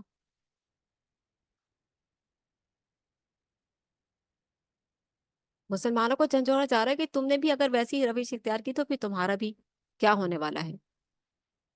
تم بھی اپنی خواہشات میں لگ گئے ہو، تم نے بھی اللہ اور اس کے رسول کے دین کے تقاضے کو نہیں سمجھا کہ ذمہ داری کیا ہے، وہ دائرہ کار کیا ہے، وہ اطاعت کیا ہے، وہ فرما برداری کیا ہے، اور بنے بیٹھے ہو جنت کے وارث۔ 1.25 لاکھ دفعہ کلمہ پڑھ لیا آپ جنت میں جائیں گے؟ نہیں، ایسا نہیں ہوتا۔ یہ جھوٹے یہ جھوٹے جو بہانے بازی نا، یہ شیطانی ہے، یہ جھوٹے جو وہ ہیں، افسانے ہیں، خواب خیام خیالیاں ہیں، شیطانی ہے یہ۔ غلبہ دین کی جد و جہد کی ذمہ داری مسلمانوں سے قبل بنی اسرائیل پر عائد کی گئی تھی، انہوں نے نہیں نبھائی تو ان کا کیا حال ہوا؟ اب تم پر ہے یہ ذمہ داری، تم اپنی ذمہ داری بھول رہے ہو۔ انہوں نے اس جد و جہد سے اعراض کیا اور پھر اللہ نے انہیں شان عبرت بنا دیا، نشان عبرت بنا دیا۔ اب جب نبی علیہ الصلوۃ والسلام انہیں اس مشن کی طرف دعوت دے رہے ہیں تو وہ سازشوں کے ذریعے غلبہ دین کی راہ میں رکاوٹیں کھڑی کر رہے ہیں۔ اللہ ان کے ناپاک عزائم خاک میں ملا دے گا، نبی علیہ الصلوۃ والسلام کا بھی پاس نہیں، آپ کی موجودگی میں۔ تو اب تو قیامت نزدیک ہے، اب کیا ہوگا، اب کیا ہو رہا ہے، آپ کو سب آنکھوں کے سامنے ہے۔ نبی علیہ الصلوۃ والسلام تمام جہانوں کے لیے رحمت بنا کر آئے ہیں، رحمت بنا کر بھیجے گئے ہیں، رحمت بن کر آئے ہیں۔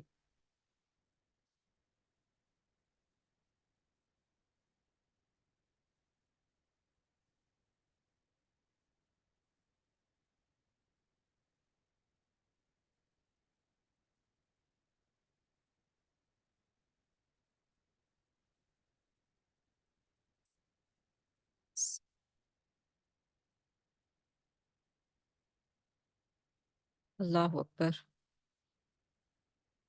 اللہ اکبر۔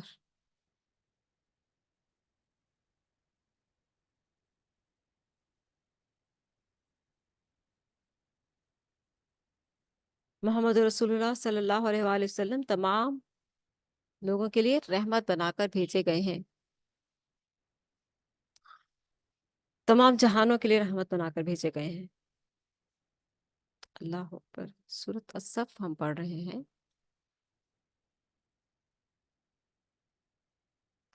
اللہ تعالیٰ ہم سب کو دین کی ذمہ داریاں سمجھنے اور دین پر عمل کرنے کی توفیق عطا فرمائے، اور اپنی اس نعمت کو پہچاننے کی قدر کرنے کی توفیق عطا فرمائے کہ اللہ کے رسول صلی اللہ علیہ وسلم تمام جہانوں کے لیے رحمت بن کر آئے ہیں۔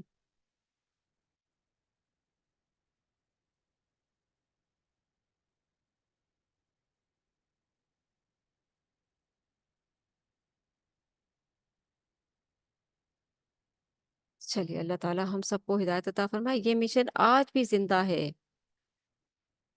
آپ صلی اللہ علیہ وسلم کی رحمت کا ایک مظہر یہ ہے کہ آپ صلی اللہ علیہ وآلہ وسلم نے ظالم بادشاہوں اور دنیا دار مذہبی رہنماؤں کے جبر و استحصال سے انسانوں کو آزاد کرایا اور اللہ کا دیا ہوا عادلانہ دین غالب کر دیا۔ مکہ میں کن کی سرداری چلتی تھی، سرداروں کا ظلم چلتا تھا نا، وہاں سے مہاجرین ہجرت کر کر مدینہ آ گئے، وہاں ایک زبردست اسلامی آزادانہ ریاست قائم کی، اور اپنا اثر و رسوخ ہر انسان کو ملا، دین کا غلبہ، اور پھر دین کی جو اسلام کی جو قوت ہے وہ ملی نا، اللہ تعالیٰ نے عطا کی نا۔ سبحان اللہ۔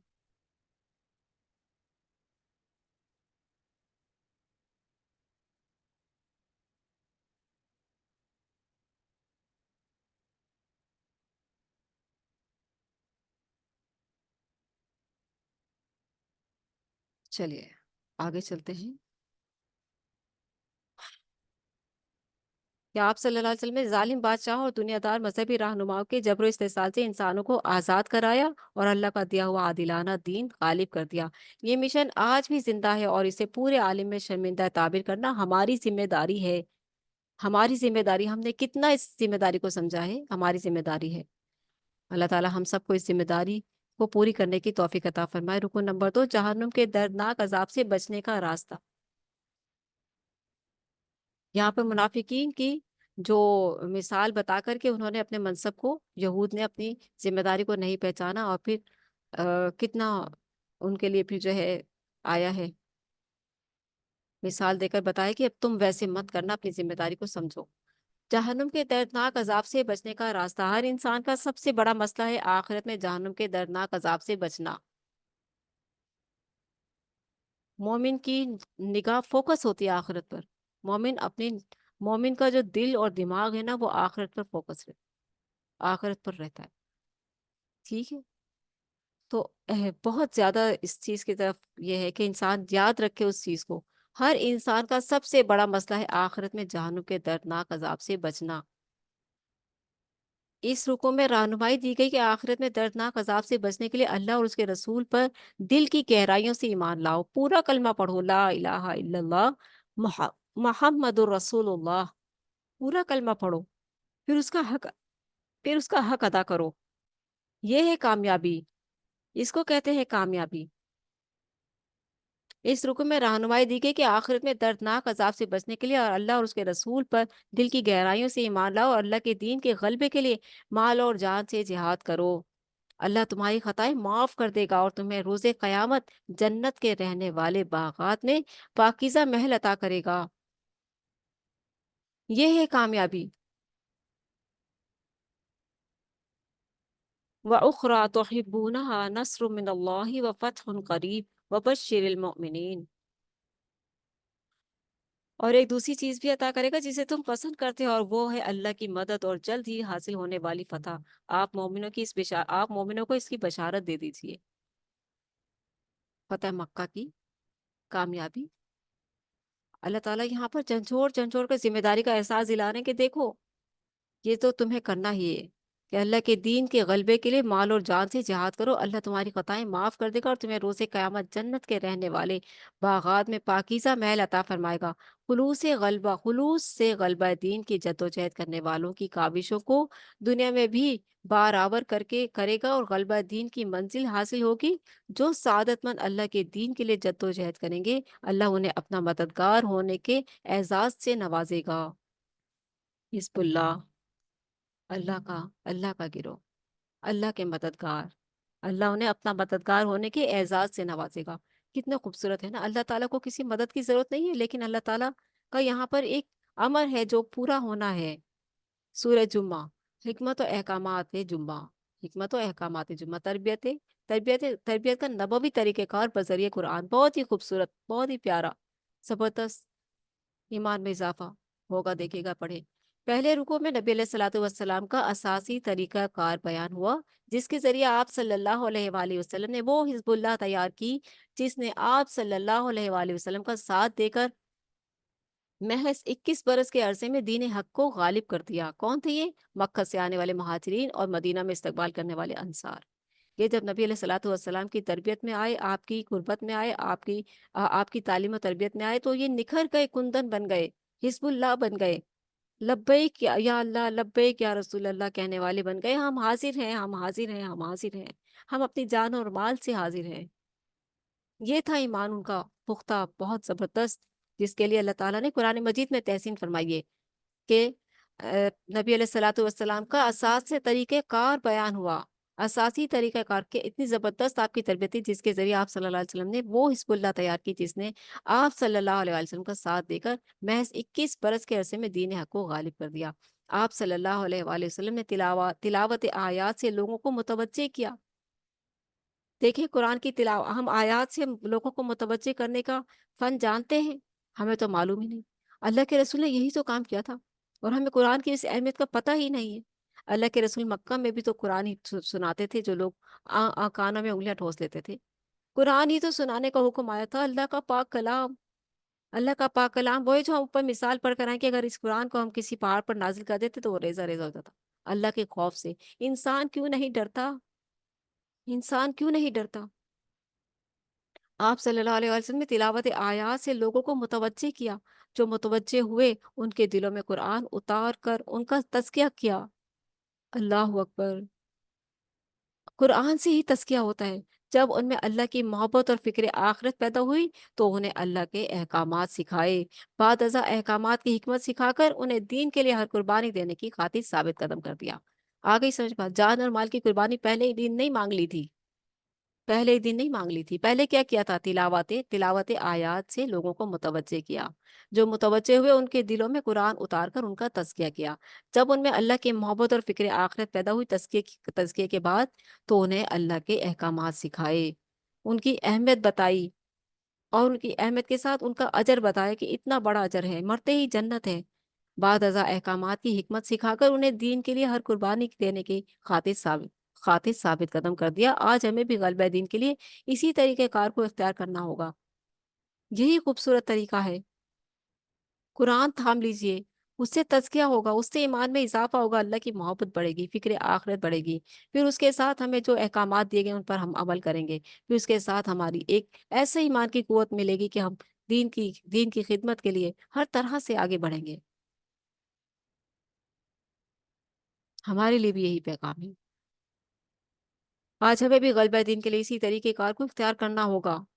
ہم سے پہلے یہود پر یہ ذمہ داری ڈالی گئی تھی کہ وہ توریت پر عمل کریں اور اس کے احکامات کی تبلیغ اور نفاذ کے لیے جدوجہد کریں۔ یہود نے دنیا داری کو ترجیح دی، دنیا میں لگ گئے، دنیا کی خوبصورتی، دنیا کی مستی، دنیا کی لت لگ گئی ان کو، عیاشیاں لگ گئی ان کو، ہے نا؟ یہی ہوتی ہے نا دنیا کی عیاشیاں، ہر طرح کی منمانیاں، لذتیں، یہ لگ گئی تھی ان کو، اور تورات کے حوالے سے ذمہ داریوں کو پس پوچھ ڈال دیا۔ اللہ کے نزدیک ان کی مثال اس گدھے کی سی ہے جس پر کتابوں کا بوجھ لدا ہوا ہو۔ بدقسمتی سے آج یہی جرم ہم مسلمانوں کا قرآن کے حوالے سے ہے۔ بدقسمتی ہے نا، مسلمانوں کے ہاتھوں میں قرآن نہیں ہے۔ قرآن ہوگا تو تزکیہ ہوگا، तज़किया होगा तो उन्हें अल्लाह से मोहब्बत होगी और आखिरत की फ़िक्र होगी, और जब आखिरत की फ़िक्र होगी तो वो अहकाम की तरफ आएँगे, और जब अहकामात सीखेंगे और सिखाएँगे तो फिर अहकामात की हिकमत उन्हें सच्चा पक्का मुसलमान बना देगा, जो दीन की खातिर हर कुर्बानी देने के लिए तैयार होता है। लेकिन आजकल तो दुनिया दुनिया ही दिमाग पर इतनी सवार है। अल्लाह हमें कुरान हकीम के हवाले से अपनी ज़िम्मेदारी अदा करने की तौफ़ीक अता फ़रमाए। रुकू नंबर 2, जुम्मे की पहली अजान के बाद कारोबार करने की ममानियत। दूसरे रुकू में हुक्म दिया गया कि जुम्मे के दिन जब इज्तिमा जुम्मा के लिए अजान दी जाए तो हर किस्म का काम कारोबार रोक दो और तेजी के साथ खुतबा जुम्मा सुनने के लिए जामिया मस्जिद की तरफ रवाना हो जाओ। अल्लाह के हुक्म पर अमल से जो अजर मिलेगा वो कारोबार के फवाइद से बेहतर है। वो तिजारत ज़्यादा अच्छी है जो नमाज में है, जो जुम्मा पढ़ने में है, जो वक़्त पर मस्जिद में जाने में है। सबसे पहले मस्जिद में जाने वाले को ऊँट की कुर्बानी का सवाब मिलता है। फरिश्ते रजिस्टर लेकर मस्जिद के दरवाजे पर खड़े होते हैं। पहले आने वालों की पहला अजर, दूसरे नंबर पे आने वालों को दूसरा अजर, तीसरे नंबर पे आने वालों को तीसरा अजर, और आखिर में आने वालों को कुछ भी नहीं। रजिस्टर लेकर खड़े होते हैं, लिखने के लिए कि पहले कौन आया है। इंसान नहाता है, धोता है, अच्छे कपड़े पहनता है, पहले चला जाता है, मैं पहले जाऊँगा, मैं सबसे पहले जाऊँगा, मैं मस्जिद में जाकर सफ़े सीधी करूँगा, मैं मस्जिद की सफाई का सुथराई करूँगा, मैं वहाँ जाकर अदब से बैठ जाऊँगा, मैं रब के हुज़ूर बैठ जाऊँगा, मैं रब को पुकारूँगा, रब से दुआएँ करूँगा, रब से बातें करूँगा, मैं कुरान पढ़ूँगा, मैं रब की मोहब्बत में वहाँ वक़्त गुज़ारूँगा, मैं आधा घंटा, 1 घंटा पहले चला जाऊँगा या चली जाऊँगी। ख़वातीन भी जाती हैं म म मस्जिद में नमाज़ पढ़ने, और जाया करें। अल्लाह के रसूल सल्लल्लाहु अलैहि वसल्लम ने फरमाया, अगर तुम्हारी बीवी आधी रात को भी मस्जिद जाने का कहे तो तुम उसको रोक नहीं सकते। और जो रोकते हैं अपनी बीवियों को, अपनी बेटियों को, अपनी बहनों को मस्जिदों में जाने से, वो अपना अंजाम देख लें, फिर वो खड़ी हो जाएंगी क़यामत के दिन रसूलुल्लाह सल्लल्लाहु अलैहि वसल्लम के सामने। जिनको हरी से मस्जिद में जाकर नमाज पढ़ने की और जिन्हें रोका जाता है वो खड़ी होंगी, शिकायत करेंगी। अपना मकाम देख लें। क्यों इजाजत नहीं देते, क्यों रोक टोक लगा रखी है। तो मस्जिद में जाने का ये है, जो अभी पहले बयान कर चुकी हूँ कि 1 घंटा आधा घंटा पहले जाकर इंसान कितने काम कर सकता है ना। जो शख्स मस्जिद में नमाज के लिए सफ़ें दुरुस्त करता है, अल्लाह ताला उसे देखकर मुस्कुराता है। जिसको अल्लाह की मुस्कुराहट मिल गई उसे और क्या चाहिए? जिसे जिसे देखकर अल्लाह मुस्कुराए, उसे और क्या चाहिए? नहीं, नहीं, हमारे काम नहीं है, सफ़े मस्जिद वाले दुरुस्त करेंगे। मस्जिद की सफाई-सुथराई तो उनका काम है। हम तो सिर्फ़ नमाज़ पढ़ के वहाँ से आ जाएँगे। ऐसा ना बने, ऐसे ना बने, अल्लाह का घर है, मोहब्बत करें अल्लाह के घर से। अल्लाह के हुक्म पर यहाँ पर जो बात आई है कि जब इज्तिमाई जुम्मा के लिए अज़ान दी जाए तो हर किस्म का कारोबार रोक दो और तेज़ी के साथ नम जो खुतबा जुम्मा सुनने के लिए जामे मस्जिद की तरफ रवाना हो जाओ। अल्लाह के हुक्म पर अमल से जो अजर तुम्हें मिलेगा वो कारोबार के फ़वाइद से बेहतर है। जे उलमा का फ़तवा है कि जुम्मे की रोज़ पहली अज़ान से लेकर नमाज़ जुम्मा के इख्तिताम तक कारोबार करना हराम है। हाँ, जब नमाज ख़त्म हो जाए तो तुम कारोबार कर सकते हो। दोबारा कारोबार कर सकते हो, और इस दौरान भी अल्लाह को कसरत से याद करो ताकि तुम फलाह पाओ। अल्लाह को कसरत से याद करने का हुक्म है। कसरत से याद ज़ोहर के बाद कौन-सा टाइम आता है? बिज़नेस भी कर रहे हैं, असर भी आ गई और बीच और मगरिब भी आ गई। असर और मगरिब के दरमियान एक ऐसी ज़बरदस्त घड़ी है जिसके दरमियान अल्लाह ताला कोई दुआ रद्द नहीं फरमाते।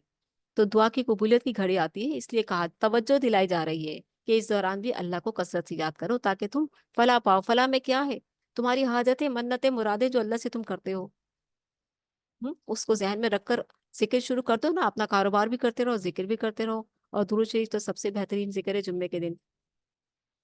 करते रहो उस हाजत को दिल में रख कर कि या अल्लाह मेरी ये हाजत है तेरे हुज़ूर, मैं रखती हूँ। वो जो कबूलियत की घड़ी है, मुझे नसीब फरमाना और मेरी दुआ कबूल फरमाना। अगर मैं उस वक़्त गाफ़िल भी हो गई तो मैं तेरे हुज़ूर ये दुआ रखती हूँ। मेरी ये तेरे हुज़ूर दुआ है। और मैं ज़िक्र से ज़ुबान को तर रखी हुई हूँ, अपने काम में भी मसरूफ़ हूँ। कहीं दिल अगर भटक गया तो, ध्यान अगर भटक गया तो तू मेरी मदद करना। अपने आप को अल्लाह के हवाले किया करें ना, क्यों नहीं करते अल्लाह के हवाले? अल्लाह से लाडियाँ किया करें ना, अल्लाह के सुपुर्द किया करें खुद को, अपनी दुआओं को, अपने वक़्त को, उस वक़्त को, जो घड़ी है, जो ज़रा-सी घड़ी हमें तो नहीं मालूम कब आएगी। अल्लाह से बातें तो करें, या अल्लाह वो घड़ी नसीब करना जिसमें दुआ कबूल होती है, और मेरी उस घड़ी के लिए ये दुआ है, आपकी सुपुर्द करती हूँ। ये अल्लाह से बातों के तरीके हैं, हर किसी के अपने-अपने होते हैं, ठीक है? ये अल्लाह से जो अल्लाह अल्लाह के साथ जो बंदे का ताल्लुक है ना, मोहब्बत का, लाडियों का, बातों का, और ये हाजात मनवाने का, दुआएँ मनवाने का तरीका, ये हर किसी का अलग-अलग होता है, और अल्लाह ही से तो माँगना है ना, किसी के साथ कि उसके साथ किसी और को तो नहीं पुकार रहे। तो फिर अपने अपने तरीके में जैसे भी आप अल्लाह से मांगने का तरीका अख्तियार कर सकते हैं, अल्लाह ही को पुकार कर लीजिए, अल्लाह ताला अता करता है। सूरह मुनाफिकून, मुनाफिकत की हकीकत का बयान। मर्ज नफाक के मदारिज और हलाकत खेजी। रुकू नंबर 1, मुनाफिकत का कितना जिक्र आ रहा है ना, इसीलिए आ रहा है कि मुसलमानों के अंदर से जरा सी जर्रा बराबर भी मुनाफिकत है तो खत्म हो जाए। पहले रुकू में मर्ज नफाक के 4 मदारिज बयान किए गए। दीनी तकाजों की अदायगी से गुरेज के लिए झूठे बहाने करना, करते थे ना, हम नहीं जा सकते, हमारा ये हो गया, हमारा वो हो गया, बहानों में वजन पैदा करने के लिए झूठी कस्में खाना, दूसरों को माल और जान की कुर्बानी देने से रोकना। साहबे किराम करते थे ना कुर्बानी, हम हाजिर हैं या रसूल। अरे तुम अपनी जान भी कुर्बान कर दोगे, तुम नमाजें तो पढ़ते हो, तुम ईमान तो ले आए, तुम रोजा तो रखते हो, तुम ज़कात भी देते हो, अब जान भी कुर्बान कर दोगे, ऐसे रखने डालते थे। और जिनका ईमान मजबूत है वो तो लब्बैक कहते थे, हम हाजिर हैं, हमें तो वो चाहिए, वो जन्नत, अल्लाह की रजा चाहिए, हमें दुनिया से क्या काम। हमने तो वो कलमा पढ़ा है कि जिसमें हमें अल्लाह और उसकी उसकी रजा और आखिरत चाहिए। हमारे नबी ने तो हमें यही तालीम दी है कि हमें अल्लाह की रजा और हमें आखिरत की कामयाबी चाहिए। उसके लिए जो अल्लाह ताला कहेगा, जो अल्लाह के रसूल का हुक्म होगा, हम मानेंगे। ये है फर्माबरदारी, ये है इताअत। और वो ऐसे आते थे बहानों में वजन पैदा करने के लिए झूठी कस्में खाना, दूसरों को मालो जान की कुर्बानी देने से रोकना, दीन के लिए कुर्बानियां देने वालों से दुश्मनी करना। दुश्मनी की शिद्दत यह है कि एक मौके पर मुनाफिकीन ने कहा कि हम इज्जत वाले मदीना से माज़अल्लाह जलीलों को निकाल देंगे। अच्छा, किनको कहा इन्होंने जलील? जो मोहम्मद रसूलुल्लाह सल्लल्लाहु अलैहि वसल्लम के साथी थे उनको। क्या कहते हैं? दुश्मनी की शिद्दत यह है कि एक मौके पर मुनाफिकीन ने कहा कि हम इज्जत वाले लोग हैं, हम बड़े इज्जतदार हैं, मदीना से, मदीना उनकी वो थी ना जागीर, मदीना से माज़अल्लाह जलीलों को निकाल देंगे। अल्लाह अकबर। जवाब दिया गया कि इज्जत, इज्जत अल्लाह, इन्नल इज्जत लिल्लाहि जमिया, कि इज्जत अल्लाह और उसके रसूल और मोमिनों के लिए है, जिनका तुमने रद्द किया है। तुम ला इलाहा इल्लल्लाह तो कहते हो, मोहम्मद रसूलुल्लाह नहीं कहते। ये तुमने रद्द किया है ना। हम्म जवाब दिया गया कि इज्जत अल्लाह और उसके रसूल और मोमिनों के लिए, जिन्होंने ला इलाहा इल्लल्लाह मोहम्मद रसूलुल्लाह पढ़ा भी और उसके तकाजे भी पूरे किए, उनके लिए इज्जत है। तुम कहाँ से इज्जतदार बन गए? जबकि जिल्लत और रुसवाई मुनाफिकीन ही के हिस्से में आने वाली है। मर्ज नफाक की हलाकत खेजी यह है कि अगर नबी अलैहिस्सलातु वस्सलाम भी उनके लिए दुआ इस्तगफार करे, तब भी अल्लाह मुनाफिकीन की बख्शिश नहीं फरमाएगा। अब बताइए, वो ऐसे लोग हैं कि जिनके लिए नबी खातमुन नबिय्यीन, रहमतल लिल आलमीन, इमामुल अंबिया दुआ करें बख्शिश की, तब भी अल्लाह उनकी मगफिरत नहीं फरमाएगा। और अब आ जाए उन खुद साख्ता बुजुर्गों की तरफ, जिनके लिए लोग बैठे हैं बैत करके कि हाँ वो हमें जन्नत में ले जाएंगे, और ना इन्होंने ला इलाहा इल्लल्लाह दिल से पढ़ा, ना मोहम्मद रसूलुल्लाह के तकाजे पूरे किए, ना अपनी जिम्मेदारी समझी, ना अपना मनसब समझा, ना अपनी जिम्मेदारी को पूरा किया, ना पक्के मुसलमान बने, और बने बैठे हैं उन बुजुर्गों के उस पर। कितना कच्चा ईमान है ना, कितना बड़ा धोखा दिया है ना शैतान ने इनको, जाया कर दिया, बर्बाद कर दिया। ऐसे लोगों का क्या होगा? जहन्नुम और उसकी आग और खौलता हुआ पानी होगा। और क्या होगा? कुरान में हमने यही तो पढ़ा है। सूरे रुकू नंबर 2, मुनाफिकत का सबब, हिफाजती तदबीर और इलाज। टाइम बहुत तेजी से जा रहा। मुनाफिकत का सबब, हिफाजती तदबीर और इलाज भी बता दिया कि देखो मुनाफिकत तो कैसी बुरी बीमारी है, उनका क्या अंजाम होने वाला है। अब मुसलमानों को झंझोड़ा जा रहा है, देखो करीब लोग जो होते हैं ना, उनके असरात तो आते हैं ना, जो पास पास रहते हैं।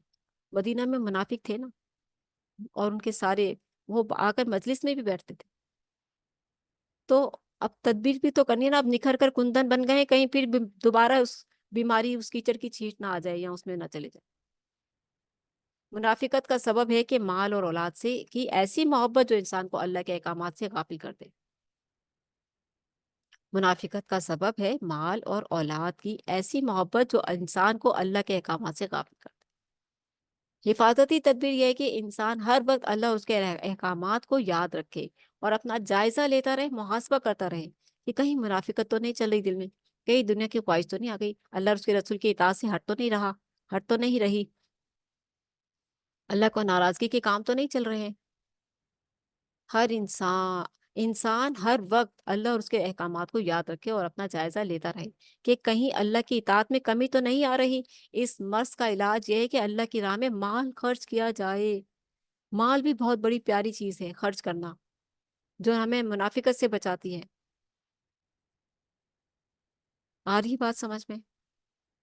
اس مرض کا علاج کیا بتایا ہے؟ یہ ہے کہ اللہ کی راہ میں مال خرچ کیا جائے۔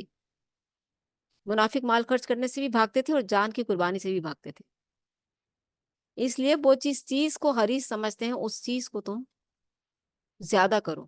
جس چیز سے وہ محبت کرتے ہیں تم اس کو اللہ کی راہ میں زیادہ قربان کرو۔ اس کا آلٹرنیٹ ہی ہو سکتا ہے نا علاج۔ ایک شخص مال کا حریص ہے، جان زندگی کا حریص ہے، اور دوسری طرف حکم دیا جا رہا ہے کہ ان دونوں سے قربانی دو۔ اس مرض کا علاج یہ ہے کہ اور آج کے دور میں بھی ہم منافقت سے بچنے کے لیے مال کو خرچ کریں، اللہ کی راہ میں انسانیت کی خدمت کریں۔ اس مرض کا علاج یہ ہے کہ اللہ کی راہ میں مال خرچ کیا جائے۔ یہ ایسا نہ ہو کہ انسان اس معاملے میں تاخیر کرے اور جب موت کا فرشتہ آ جائے تو التجا کرے کہ اے اللہ مجھے تھوڑی سی مہلت دے دے تاکہ میں نیک بن جاؤں اور تیری راہ میں مال لگا دوں۔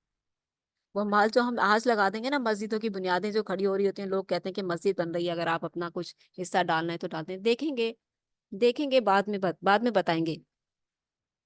رحمت آپ کے گھر میں چل کر آئی ہے، اور آپ نے اس نیت سے دینا ہے نا، آپ کو تو اسی نیت سے مل جائے گا اجر۔ آپ نے مسجد میں لگانے کی نیت سے پیسے دیے تو آپ کے پیسے کہیں نہیں جائیں گے۔ پیسہ کہیں پر بھی خرچ ہو جائے، پیسہ کہیں پر بھی چلا جائے آپ کا، آپ نے جس نیت سے دیا آپ کو اسی کا اجر ملے گا۔ آپ کو اللہ تعالیٰ مسجد کے ہی پیسے کی ثواب دے گا اس قیامت میں۔ کہے گا میرے بندے تو نے تو یہ پیسے مسجد کے لیے دیے تھے نا، بعد والوں نے کیا کیا وہ تیرا معاملہ نہیں ہے۔ تیرا اور میرا معاملہ یہیں تک تھا، تیری نیت تک۔ میں تجھے تیری نیت کے مطابق اجر دوں گا۔ کوئی اگر آ گیا ہے مسجد کے نام پہ چندہ لینے یا مدرسے کے نام پر یا یتیموں مسکینوں کے نام پر، تو آپ اسے خالی مت لوٹائیں۔ آپ کو آپ کی نیت کا پورا اجر ملے گا۔ اللہ تعالیٰ حفاظت کرے گا اس اجر کی بھی اور اس نیت کی بھی، اور اس کا اجر بھی دے گا۔ کیوں نہیں ہمارا ایمان اتنا پکا؟ ہم کیوں ہر کسی کو لٹیرا ہی سمجھتے ہیں؟ ہم ہر کسی کو جھوٹا ہی سمجھتے ہیں؟ ایسے چندہ لینے والوں کے لیے آنے والوں کو ہم کیوں ان کو جھوٹا ہی سمجھتے ہیں؟ ہم کیوں اس طرح سے پیسے جمع کرنے والوں کو ایسے ہی سمجھتے ہیں کہ ان کا تو کام ہی یہی ہے، یہ تو یہی کام کرتے رہتے ہیں؟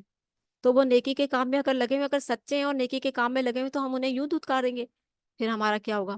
ہم وہ خود ہم وہ خود بھی وہ ذمہ داری نہیں ادا کر رہے۔ اگر کوئی کر رہا ہے تو ان کو بھی برا سمجھتے ہیں، جھوٹا سمجھتے ہیں اور دھتکار دیتے ہیں۔ کتنی غلط باتیں ہیں نا، کتنی غلط باتیں۔ اپنا رویہ، اپنا اخلاق تو چیک کریں کہ وہ کام جو وہ لوگ کر رہے ہیں، جو بلند و بالا کام ہے، اللہ کی مسجدیں بنا رہے ہیں، مدرسے بنا رہے ہیں، انسانیت کی خدمت میں لگے ہوئے، ہم ان کو کہتے ہیں کہ ہم سوچیں گے دیں گے یا نہیں دیں، بعد میں دے دیں گے۔ ان کا تو کام ہی یہی ہے نا، ان کا تو کام ہی یہی ہے۔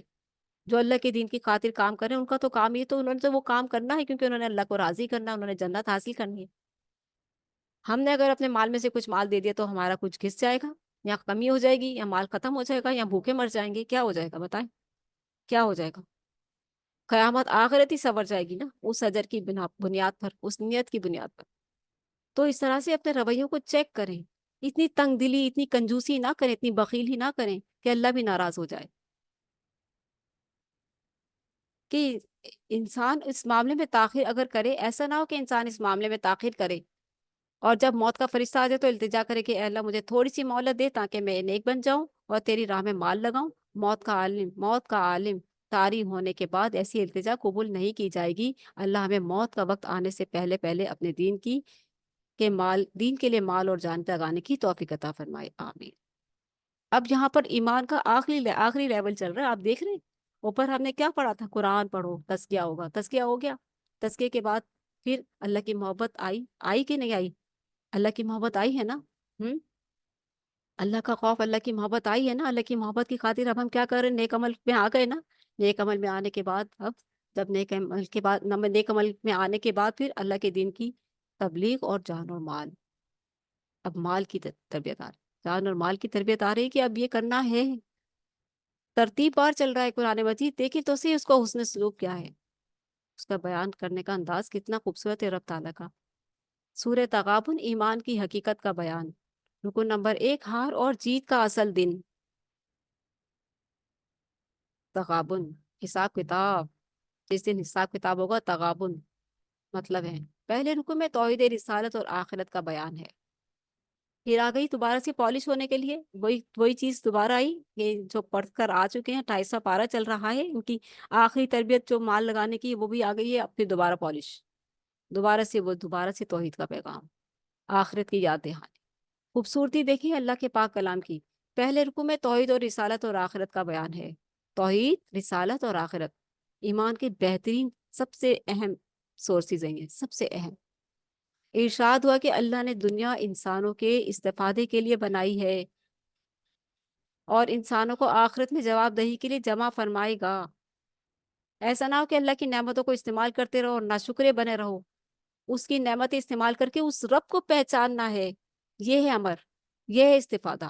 صحیح استفادہ وہی حاصل کرے گا جو اللہ کی عطا کی ہوئی زندگی اور اللہ کی عطا کی ہوئی زندگی میں جو نعمتیں ہیں وہ سب اس رب نے عطا کی ہوئی، اس یقین اعتماد کے ساتھ، اس خوشی اور خضوع کے ساتھ استعمال کرے کہ میرے رب نے عطا کی ہے یہ۔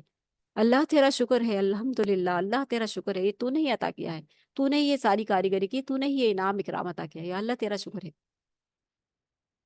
اس کو کہتے ہیں استفادہ، جو صحیح گہرائی ہے نا وہ، کہ ارشاد ہوا کہ اللہ نے دنیا انسانوں کے استفادے کے لیے بنائی اور اللہ انسانوں کو آخرت میں جواب دہی کے لیے جمع فرمائے گا۔ پوچھے گا نا، پوچھے گا تجھے دنیا دی، دنیا زندگی دی تجھے، یہ دیا، کیا کیا؟ شکر بھی ادا نہیں کیا۔ ماضی میں جب یہ حقیقت رسولوں نے قوموں کو بتائی تو قوموں نے رسولوں کی دعوت یہ اعتراض کر کے جھٹلائی کہ تم ہماری طرح کے انسان ہو۔ اللہ نے ان قوموں کو ذلت آمیز سزا دے کر عبرت ناک بنا دیا تاکہ لوگوں کو عبرت ملتی رہے کہ دیکھو ایسی دعوت کو جھٹلانے والوں کا کیا انجام ہوا۔ ان قوموں کے لیے بڑے عذاب کا فیصلہ روز قیامت ہوگا۔ دنیا میں تو چھوٹا زلزلہ تھا نا، قیامت میں تو بڑا ملنے والا ہے۔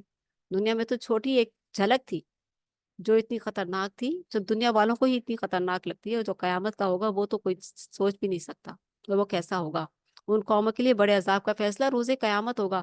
وہی روز دراصل ہار اور جیت کا دن ہے۔ ایمان لا کر اچھے عمل کرنے والے اس روز کامیاب ہوں گے اور ہمیشہ ہمیش کی جنت میں داخل کیے جائیں گے۔ اس کے برعکس ایمان نہ لانے والے اس روز ناکام قرار پائیں گے اور جہنم کی ابدی سزا کا سامنا کریں گے۔ رکن نمبر 2،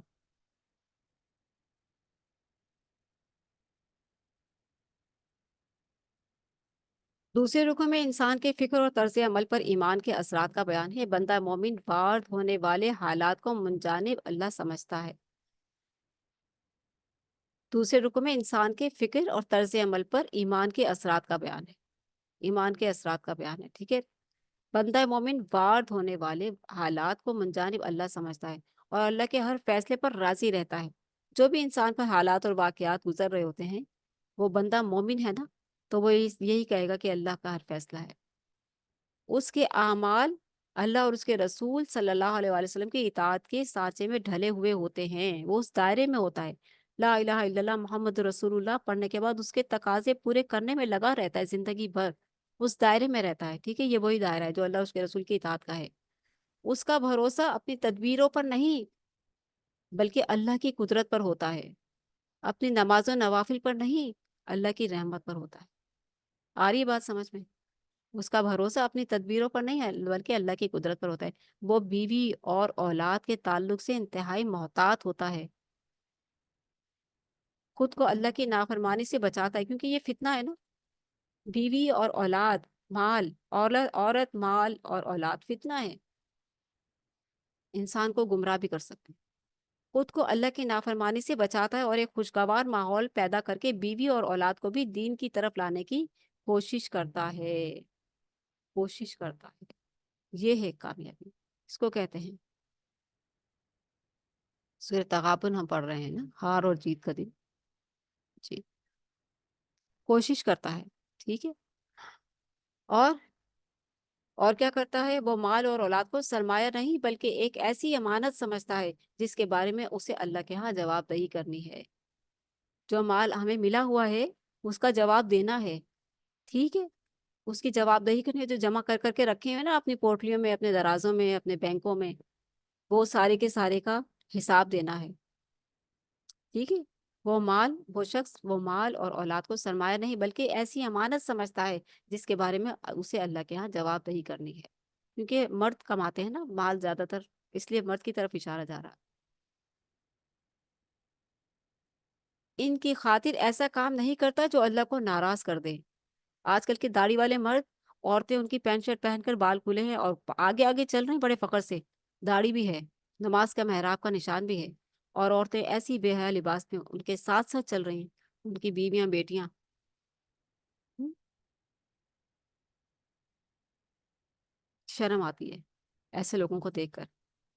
لیکن بندہ مومن ان کی خاطر ایسا کام نہیں کرتا جو اللہ کو ناراض کر دے۔ آخر میں حکم دیا گیا کہ اللہ کی نافرمانی سے امکانی حد تک بچو، جس حد تک کوشش کر سکو بچو۔ صاحب امر کے ہر ایسے حکم کو سنو اور مانو جو شریعت کے خلاف نہ ہو۔ صاحب امر کون ہے؟ حکمران۔ ہر ایسے حکم کو سنو اور مانو جو شریعت کے خلاف نہ ہو۔ آگی بات سمجھ میں، کون سے حکم مانے اور کون سے نہیں۔ اپنی آخرت سنوارنے کے لیے بھلائی کے کاموں میں مال خرچ کرو۔ پھر آگئی نا مال کی بات، اپنی آخرت سنوارنے کے لیے بھلائی کے کاموں میں مال خرچ کرو۔ مسجد تعمیر ہو رہی ہے، پیسہ لگا دو۔ مدرسہ تعمیر ہو رہا ہے، پیسہ لگا دو۔ صدقہ جاریہ قیامت تک جاری ہو جائے گا۔ پانی کا کنواں کھود رہا ہے، پانی پیسہ لگا دو۔ کسی یتیم کی کفالت کرنی ہے، پیسہ لگا دو۔ کسی مسکین کی شادی ہو رہی ہے، لڑکی کی، بچی کی، پیسہ لگا دو۔ لگاؤ بھائی لگاؤ، پیسہ لگاؤ، نکالو اپنے پیسے جو جمع کیے ہیں، جنہیں گن گن کر نہیں تھکتے۔ اپنی آخرت سنوارنے کے لیے بھلائی کے کاموں میں مال خرچ کرو۔ اللہ کے دین کی تبلیغ اور غلبے کے لیے مال خرچ کرو۔ یہ مال اللہ کے ذمہ قرض ہے، اللہ تعالیٰ بطور قرض لے رہا ہے، جسے تمہیں لوٹائے گا بہت زیادہ، اس کو کر کے جتنا دو گے اس کو کہیں گنا زیادہ بڑھا کر لوٹائے گا۔ پیچھے اس کے آپ کا اخلاص ہے، کتنا اخلاص اچھا ہے آپ کا، جتنا اچھا اخلاص ہوگا نا اتنا ہی اچھا اس کی فصل ہوگی، اتنی اچھی اس کی وہ ملے گی آپ کو۔ جتنے اچھے اخلاص کا بیج ہوگا نا اتنی اچھی آپ کی فصل ہوگی، آپ یہ یقین کر لیں۔ مال خرچ کرنے کی مثالیں ہم سورہ بقرہ میں پڑھ کر آ چکے ہیں، بہت خوبصورت مثالیں ہیں۔ جو وہ جو تمہیں پڑھا چڑھا کر لوٹائے گا اور تمہارے گناہوں کو معاف بھی کر دے گا۔ یہ مال اللہ کے ذمہ قرض ہے، جو وہ تمہیں بڑھا چڑھا کر لوٹائے گا اور تمہیں تمہارے گناہوں کو بھی معاف کر دے گا۔ کتنا بڑا بینیفٹ ہے، کتنا اچھا سودا ہے۔ سورہ طلاق، طلاق کے حوالے سے ہدایات کا بیان۔ رکو نمبر 1، تقوی کے انعامات۔ پہلے رکو میں طلاق اور عدت کے احکامات اور اس کے ساتھ ساتھ تقوی کے انعامات کا بیان بھی ہے۔ وَمَن يَتَّقِ اللَّهَ يَجْعَلْ لَهُ مَخْرَجًا، جو اللہ تعالیٰ سے ڈرتا ہے تو اللہ تعالیٰ اس کے لیے ہر مشکل سے نکلنے کی راہ کر دیتا ہے، آسانی کر دیتا ہے، تدبیر کر دیتا ہے۔ ڈرنے والے بن جاؤ، خواہ وہ طلاق کا معاملہ ہو، خواہ وہ اللہ کے احکامات میں سے کوئی بھی معاملہ ہو، اللہ اور اس کے رسول کی اطاعت کا کوئی بھی معاملہ ہو، ڈرنے والے بن جاؤ، مطیع فرما بردار بن جاؤ۔ اصل بات یہ ہے، یہاں ٹاپک طلاق کا ہے مگر اصل تربیت یہ ہو رہی ہے، اللہ اور اس کے رسول کے مطیع فرما بردار اور متقی پرہیزگار بن جاؤ۔ تبھی تو اللہ کہہ رہے وَمَن يَتَّقِ اللَّهَ يَجْعَلْ لَهُ مَخْرَجًا، اور جو کہ اللہ سے ڈرے گا وہ اس کے لیے ہر طرح سے مشکل سے نکلنے کے لیے تدبیر، آسانی پیدا کر دے گا، آسانی پیدا کر دے گا۔ ڈرو اللہ سے، ہر معاملے میں ڈرو۔ پہلے رکو میں طلاق اور عدت کے احکامات اور اس کے ساتھ ساتھ تقوی کے انعامات کا بیان ہے۔ گھر کے جملے معاملات کی اصل روح تقوی، یعنی خدا خوفی اور آخرت میں جواب دہی کا احساس ہے۔ معاملات، ہسبینڈ اینڈ وائف، بچے، بیوی، طلاق کا معاملہ آ گیا، جو بھی معاملات چل رہے ہیں، سب سے پہلے تو یہی کہا گیا کہ اپنی بیویوں کے ساتھ حسن سلوک کرو، اور پھر یہ بھی کہا گیا کہ ایک چیز تمہیں نہیں اچھی لگتی اور ہو سکتا ہے کہ اس میں وہی تمہارے لیے اچھی ہو۔ اگر بیوی کی شکل و صورت نہیں اچھی ہے تو انسان یہی سوچتا ہے مجھے تو بدصورت بیوی ملی، مجھے تو ایسی بیوی ملی۔ نہ شکرہ ہے نا، اس کی دوسری اچھائیاں نظر نہیں آ رہی، جس سے اس کو اولاد ہوئی ہے، جس سے اس کی اولاد کی اچھی تربیت کر رہی ہے، جو تمہاری ہر ضرورت کا خیال رکھتی ہے۔ ذرا سی کمی بیوی میں ہو گئی، مجھے تو ایسی بیوی ملی، دوسری جو ملتی ہے اس میں بھی کوئی نہ کوئی کمی ہوتی، تیسری ملتی ہے تو اس میں بھی کوئی نہ کوئی کمی ہوتی، کوئی بھی مکمل نہیں ہے۔ اور پہلے اپنے آپ کو بھی دیکھ لو کہ تم کتنا اپنے آپ کو سجاتے سنوارتے ہو بیوی کے لیے، تم کتنے ہینڈسم بنتے ہو اپنی بیوی کے لیے، تم کتنا اپنے آپ کو خوبصورت بنانے کی کوشش رکھتے ہو اپنی بیوی کے لیے۔ بیویوں کا بھی تو دل چاہتا ہے نا کہ ان کا شوہر خوبصورت ہو، صاف ستھرا ہو، جیسے شوہروں کا دل چاہتا ہے ویسے ہی بیویوں کا بھی دل چاہتا ہے ان کی دلجوئی کے لیے۔ یعنی کہ شکوے شکایت اور ناشکریاں ہی نہیں ختم ہوتی۔ اپنی غلطیوں کو بھی دیکھیں، اپنی غلطیوں کو بھی سدھاریں، دیکھو مجھے یہ پسند ہے، میں بھی تو یہ کرتا ہوں، تم بھی ایسے کرو۔ یا خاتون دیکھیں مجھے بھی تو یہ پسند ہے نا، میں بھی تو اس طرح سے کرتی ہوں، آپ کے لیے ہار سنگار، آپ بھی کیا کریں۔ कि तरबियत ही तो है, खुशहाल जिंदगी के राज हैं और क्या है, अगर कोई कर ले तो। ये नाशुक्रिया इंसान को इस हद तक पहुंचा देती है, तलाक तक पहुंचा देती है। नाशुक्री इंसान को किसी अपने सामने वाले की अच्छाई नजर नहीं आती, बुराइयां ही नजर आती रहती हैं। शैतान बुराइयां ही डालता रहता है, दिखाता रहता है, आखिरकार तुड़वा देता है, तलाक दिलवा देता है। कोई भी इंसान मुकम्मिल नहीं है, पहली बात तो ये जहन में रख लें। और हर इंसान में अच्छाइयाँ भी हैं, बुराइयां भी हैं। खुद भी अच्छे बनिए और दूसरों को भी अच्छाई की तलकीन करें। और जो बुराइयां हैं उन पर सब्र करें और शुक्र भी करें अच्छाइयों पर, और जो तकलीफें हैं उन पर उनकी इस्लाह करें। और इसी तरह जिंदगी गुजरती है ना, मिलजुल कर, सब्र और बर्दाश्त के साथ और शुक्र के साथ। और हर चीज तो दुनिया में नहीं मिल जाएगी, हर चीज तो आखिरत में मिलेगी, जो हूरों की शक्ल में होगी। मर्दों को मिलेंगी ना हूरें, दुनिया में कोई औरत हूर तो नहीं बन सकती। मर्दों को भी शुक्रगुजारी करनी चाहिए अपनी बीवियों के मामले में, और बीवियों को भी मर्दों की शुक्रगुजारी करनी चाहिए शौहरों के मामले में। और इत्मीनान और शुक्रगुजारी के साथ जिंदगी गुजारें, इतनी खूबसूरत जिंदगी हो जाएगी। और अल्लाह से डरते रहें। जो तकवा इख्तियार करता है, अल्लाह उसके लिए मुश्किलात में आसानी की राह निकाल देता है। उसे वहां से रिस्क और नेमतें देता है जहां से गुमान तक ना हो। उसके लिए आसानियां पैदा फरमा देता है। जब दिलों का इत्मीनान ही आ जाए, इंसान इत्मीनान में ही आ गया, हाँ इसमें ये भी तो चाहिए, ये भी तो चाहिए, ये भी तो चाहिए, तो इंसान खुद ही खुश हो जाएगा ना। शुक्रगुजारी की तरफ आए तो सही। शुक्र है ही नेमत सबसे बड़ी, जिंदगी को आसान कर देती है, जिंदगी को पुरसुकून बना देता है शुक्र। उसके लिए आसानियां पैदा फरमा देता है जो अल्लाह ताला से डरता है और नेमतों का शुक्र अदा करता है। ना सिर्फ उसकी खताएं माफ फरमा देता है, बल्कि उसे शानदार अजर से नवाजता है। कितना खूबसूरत अल्लाह ताला ने निजाम बनाया ना। बंदा माने तो सही अल्लाह की, फिर अल्लाह की मेहरबानियां देखो कितनी उतरती हैं। मानो तो सही, उस मेहरबान रब की मानो तो सही, फिर उसकी मेहरबानियों को भी देखो कितनी उतरती है। मानते ही तो नहीं, शैतान की मानते हैं, धोखेबाज की धोखे में आए हुए। रुकन नंबर 2, नाफरमानों का बुरा अंजाम। माजी में सरकश कौमों की अल्लाह ने शदीद पकड़ की, और आखिरत में भी उन्हें बदतरीन अजाब दिया जाएगा। खैर इसी में है कि हर मामले में अल्लाह की नाफरमानी से बचा जाए, खास तौर पर खानदानी मामलात जिनके बारे में तफसीली हिदायत नाजिल हुई हैं। खानदानी मामलात में अल्लाह की इताअत का खास ख्याल रखा जाए और शुक्रगुजारी को जहन में रखा जाए, फिर सबका सब ठीक हो जाएगा। हम अहले पाकिस्तान की बात करते हैं कि हमारे यहाँ भी इस हवाले से बहुत बड़ी महरूमी है कि क़याम पाकिस्तान से पहले हमारे आली कवानीन शरीयत के मुताबिक थे। हिंदुस्तान में आज भी ऐसा ही है। बदकिस्मती से पाकिस्तान में इन कवानीन को तब्दील करके गैर इस्लामी बना दिया गया। अब ये बदकिस्मती ही तो है, यहाँ पे इस्लाम से दूरी है और क्या है। अल्लाह की नाफरमानियों का रास्ता जब अपनाएंगे तो फिर ऐसे ही होगा। हम पर अल्लाह के अजाबों का तसलसल इसी तरह नाफरमानी की वजह से ही तो है, और क्या है। अल्लाह नाराज है हमसे। ला इलाहा इल्लल्लाह की बुनियाद पर जो चीज हासिल की गई, उसकी बुनियाद ही नहीं वहां डाली गई, तो फिर मजीद इरशाद हुआ कि हिदायत आयत कुरानी और सुन्नत रसूल सल्लल्लाहु अलैहि वसल्लम का मजमुआ है। आगे बात समझ में, कुरान और हदीस से बढ़कर कोई हिदायतनामा नहीं है, कोई तीसरी चीज नहीं है। हम हिदायत कुरानी को समझने के लिए इरशाद नबवी सल्लल्लाहु अलैहि वसल्लम के मोहताज हैं। सूरह तहरीम, खानदानी जिंदगी के बारे में हिदायत। कितनी खूबसूरत तरबियत की जाती है ना, कितनी खूबसूरत तरीके से तरबियत की जा रही है ना। अल्लाह सुब्हान तआला देखें, कोई भी मौका मकाम माशरती जिंदगी में खानदानी माहौल जो है, खानदानी जिंदगी के बारे में किस तरह से तरबियत फरमाता है। रुकू नंबर 1, खानदानी जिंदगी के बारे में हिदायत जो हम सूरह तहरीम में पढ़ेंगे। शौहर और बीवी और सरबराह खानदान के लिए हिदायत। रुकू नंबर 1, पहले रुकू में शौहर बीवी और सरबराह खानदान को खानदानी जिंदगी के हवाले से हिदायत दी गई है, हिदायत दी गई हैं। शौहर को तलकीन की गई कि वह बीवी की मोहब्बत में इतना ना मखलूब हो कि उसे खुश करने के लिए शरीयत के अहकामात ही का पास ना करे। बैलेंस रखो, एतदाल रखो, हुदूद में रहो। अल्लाह उसके रसूल की इताअत की हुदूद में रहकर ये सारे काम करो।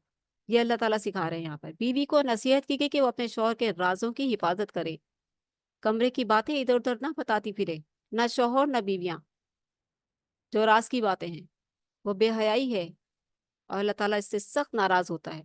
ये चंद मुख्तसर अल्फाज में भी समझ जाना चाहिए, इशारा ही काफ़ी है समझदारों के लिए। बीवी को नसीहत की गई कि वो अपने शौहर के राजों की हिफाजत करे और ख़ानदान के निज़ाम को एक अच्छे माहौल में कायम रखने के लिए उसकी इताअत करे। اگر عورت شادی شدہ عورت اپنے ایک کام کی، اور بہت گہری بات بتا رہی ہوں کیونکہ فیملی کاؤنسلنگ بھی کرتی ہوں عورتوں کے لیے، جو عورت چاہتی ہے کہ اس کا معاشرے میں، جو شادی شدہ عورت چاہتی ہے کہ اس کا معاشرے میں مقام بنا رہے، اس کے معاشرے میں عزت بنی رہے، وہ اپنے شوہر کی عزت کا پاس رکھے، وہ اپنے شوہر کے رازوں کا پاس رکھے، وہ اپنے شوہر کی عزت کا خیال رکھے، جہاں بھی بیٹھے اپنے شوہر کی عزت کا خیال رکھے، اسے عزت مل جائے گی۔ اچھے ماحول میں قائم رہنے کے لیے اس کی اطاعت کرے۔ کیا بیوی کو نصیحت کی گئی کہ وہ اپنے شوہر کے رازوں کی حفاظت کرے اور خاندان کے نظام کو ایک اچھے ماحول میں قائم رکھنے کے لیے اس کی اطاعت کرے۔ آ گئی بات سمجھ میں؟ سربراہ خاندان کی ذمہ داری ہے کہ جہاں وہ اپنے خاندان کی مادی ضروریات پوری کرنے کا اہتمام کرے، جو شوہر ہے، جو مرد ہے، قوام ہے، جسے قوام بنائے ہے، وہ اس کی بات ہو رہی ہے کہ وہیں ان کی اخلاقی و روحانی تربیت کر کے انہیں جہنم کی آگ سے بچانے کی بھی کوشش کرے۔ جہنم سے جس نے نہیں بچایا اپنی فیملی کو، صرف اور صرف مردوں کی، شوہروں کی ذمہ داری یہ نہیں ہے کہ وہ اپنی جو بیوی ہے اور اولاد ہے اس کی صرف دنیاوی ضروریات پوری کرتا رہے۔ نہیں، دنیاوی ضروریات کے ساتھ ساتھ اس کو اس کی آخرت کو بھی سنوارنا ہے، ان کی اصلاح بھی کرنی ہے، ان کو نماز کے لیے بھی حکم دینا، ان کو دین کی طرف بھی لگانا، ان کو اس آگ سے بچانا ہے۔ یہاں اللہ تعالیٰ نے باقاعدہ حکم دیا ہے، فرمایا یا ایھا الذین آمنوا قوا انفسکم واہلیکم نارا، کہ اے ایمان والو اپنے آپ کو اور اپنے گھر والوں کو اس آگ سے بچاؤ جس کا ایندھن آدمی اور پتھر ہیں، اس پر تندخو اور سخت گیر فرشتے مقرر ہیں۔ اللہ انہیں جو حکم دے وہ اس کی نافرمانی نہیں کرتے، اور وہی کچھ کرتے ہیں جو انہیں حکم دیا جاتا ہے۔ کیا انسان، کیا ایک مرد، ایک قوام، جس کی فیملی، جس کے گھر میں آگ لگ جائے، اور کیا وہ باہر کھڑا ہو کر تماشا دیکھ سکتا ہے؟ جل رہے ہیں تو جل جائیں، کوئی بات نہیں، چلو جلنے دو، کوئی بات نہیں۔ ہم؟ کیا ایسا ہو سکتا ہے؟ کیا وہ شور نہیں کرے گا؟ کیا وہ واویلا نہیں کرے گا؟ کیا وہ ان کو نہیں بلائے گا، آگ بجھانے والوں کو؟ کوشش نہیں کرے گا، چیخے گا نہیں، روئے گا نہیں، چلائے گا نہیں؟ اگر اس کے گھر میں اس کی بیوی اور بچے چیخ چیخ کر جل رہے ہیں اور آگ لگی اور کہنے بچاؤ بچاؤ، وہ سامنے کھڑا ہوا تماشا دیکھتا رہے گا کیا؟ تو اب آپ سمجھ رہے ہیں آخرت کا، وہ بھی تو آنی ہے نا، آنی ہے کہ نہیں آنی؟ اسی لیے اس مرد کی یہ بھی ذمہ داری ہے کہ وہ ان کے خرچے، ان کی ضروریات پوری کے ساتھ کرنے کے ساتھ ساتھ ان کی دینی تربیت کا بھی خیال رکھے۔ دین کا بھی لحاظ، دین کے دائرے میں ہے یا نہیں، میری بیوی میرے بچے دین کے دائرے میں ہیں، اللہ اس کے رسول کے مطیع فرما بردار ہیں یا نہیں، اور میں خود پہلے، یہ بتایا جا رہا ہے۔ ہر مرد کی ذمہ داری ہے یہ، قرآن بتا رہا ہے۔ قرآن کتنے خوبصورت فیصلے سناتا ہے نا، کتنی پیاری تربیت کرتا ہے نا۔ اگر وہ انسان سمجھ جائے تو وہ اس آگ سے بچ جائے گا نا، جو جہنم کی جوش مار رہی ہے۔ سربراہ خاندان کی ذمہ داری ہے کہ جہاں وہ اپنے خاندان کی مادی ضروریات پوری کرنے کا اہتمام کرے، وہیں ان کی اخلاقی و روحانی تربیت کر کے انہیں جہنم کی آگ سے بچانے کی بھی کوشش کرے۔ سب سے پہلے خود عمل کر کے اپنی ذات کو ایک نمونہ بنائے، اس کے ساتھ ساتھ گھر والوں کو ان جرائم سے بچنے کی تلقین کرے جو جہنم کی آگ میں لے جانے والے ہیں۔ امید ہے کہ بات سمجھ آ گئی ہوگی۔ رکن نمبر 2، اللہ کی بارگاہ میں توبہ کرو، سچی توبہ، توبۃ نصوحا کا ذکر آ رہا ہے یہاں پر۔ پہلے تو اپنے خاندان کی تربیت، کیونکہ ہر انسان کے لیے سب سے پہلی چیز، سب سے پیاری چیز کیا ہے؟ اس کی بیوی، اس کے بچے، اس کا خاندان ہے تو ہے، اور کیا ہے؟ جس کے لیے کہا گیا کہ تم مال خرچ کرو تو سب سے پہلے اپنی بیوی بچوں کو پر خرچ کرو۔ جو مال کما کر لاتا ہے اتنی محنت سے، اپنی بیوی بچوں پر خرچ کرتا ہے، خوش ہوتا ہے، راحت ملتی ہے اس کو، اسی کی بچانے کے لیے آیا ہے نا پیغام۔ اور پھر توبۃ النصوحہ کا ذکر آ رہا ہے کہ سچی توبہ کر لو، ہر مسلمان کو پیغام ہے، ہر مسلمان کو پیغام ہے جو نا امید ہو چکا ہے۔ کہا جا رہا ہے کہ تم سچی توبہ کر لو، اللہ کے قریب آ جاؤ، توبۃ النصوحہ کر لو۔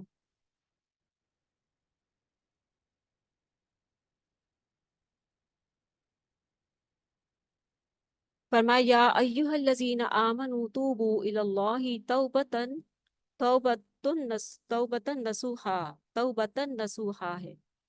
یا ایھا الذین آمنوا توبوا الی اللہ توبۃ نصوحا، اے لوگوں جو ایمان لائے ہو، اللہ کے حضور خالص توبہ کرو۔ کچھ بعید نہیں کہ تمہارا پروردگار تم سے تمہاری برائیاں دور کر دے اور تمہیں ایسی جنتوں میں داخل کرے گا جن کے نیچے نہریں بہ رہی ہیں۔ اس دن اللہ اپنے نبی کو اور ان لوگوں کو جو ان کے ساتھ ایمان لائے ہیں رسوا نہیں کرے گا، ان کا نور ان کے آگے آگے اور دائیں جانب دوڑ رہا ہوگا، جیسے کہ ہم پیچھے پڑھ کر آ چکے ہیں۔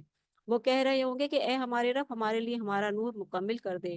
ربنا اتمم لنا نورنا نورنا واغفر لنا انک علی کل شیء قدیر، کہ اے اللہ ہم سے ہمارے گناہوں کو کہیں گے کہ اے اللہ ہمارے لیے ہمارا نور پورا کر دے اور ہمیں بخش دے، یقیناً تو ہر چیز پر قادر ہے۔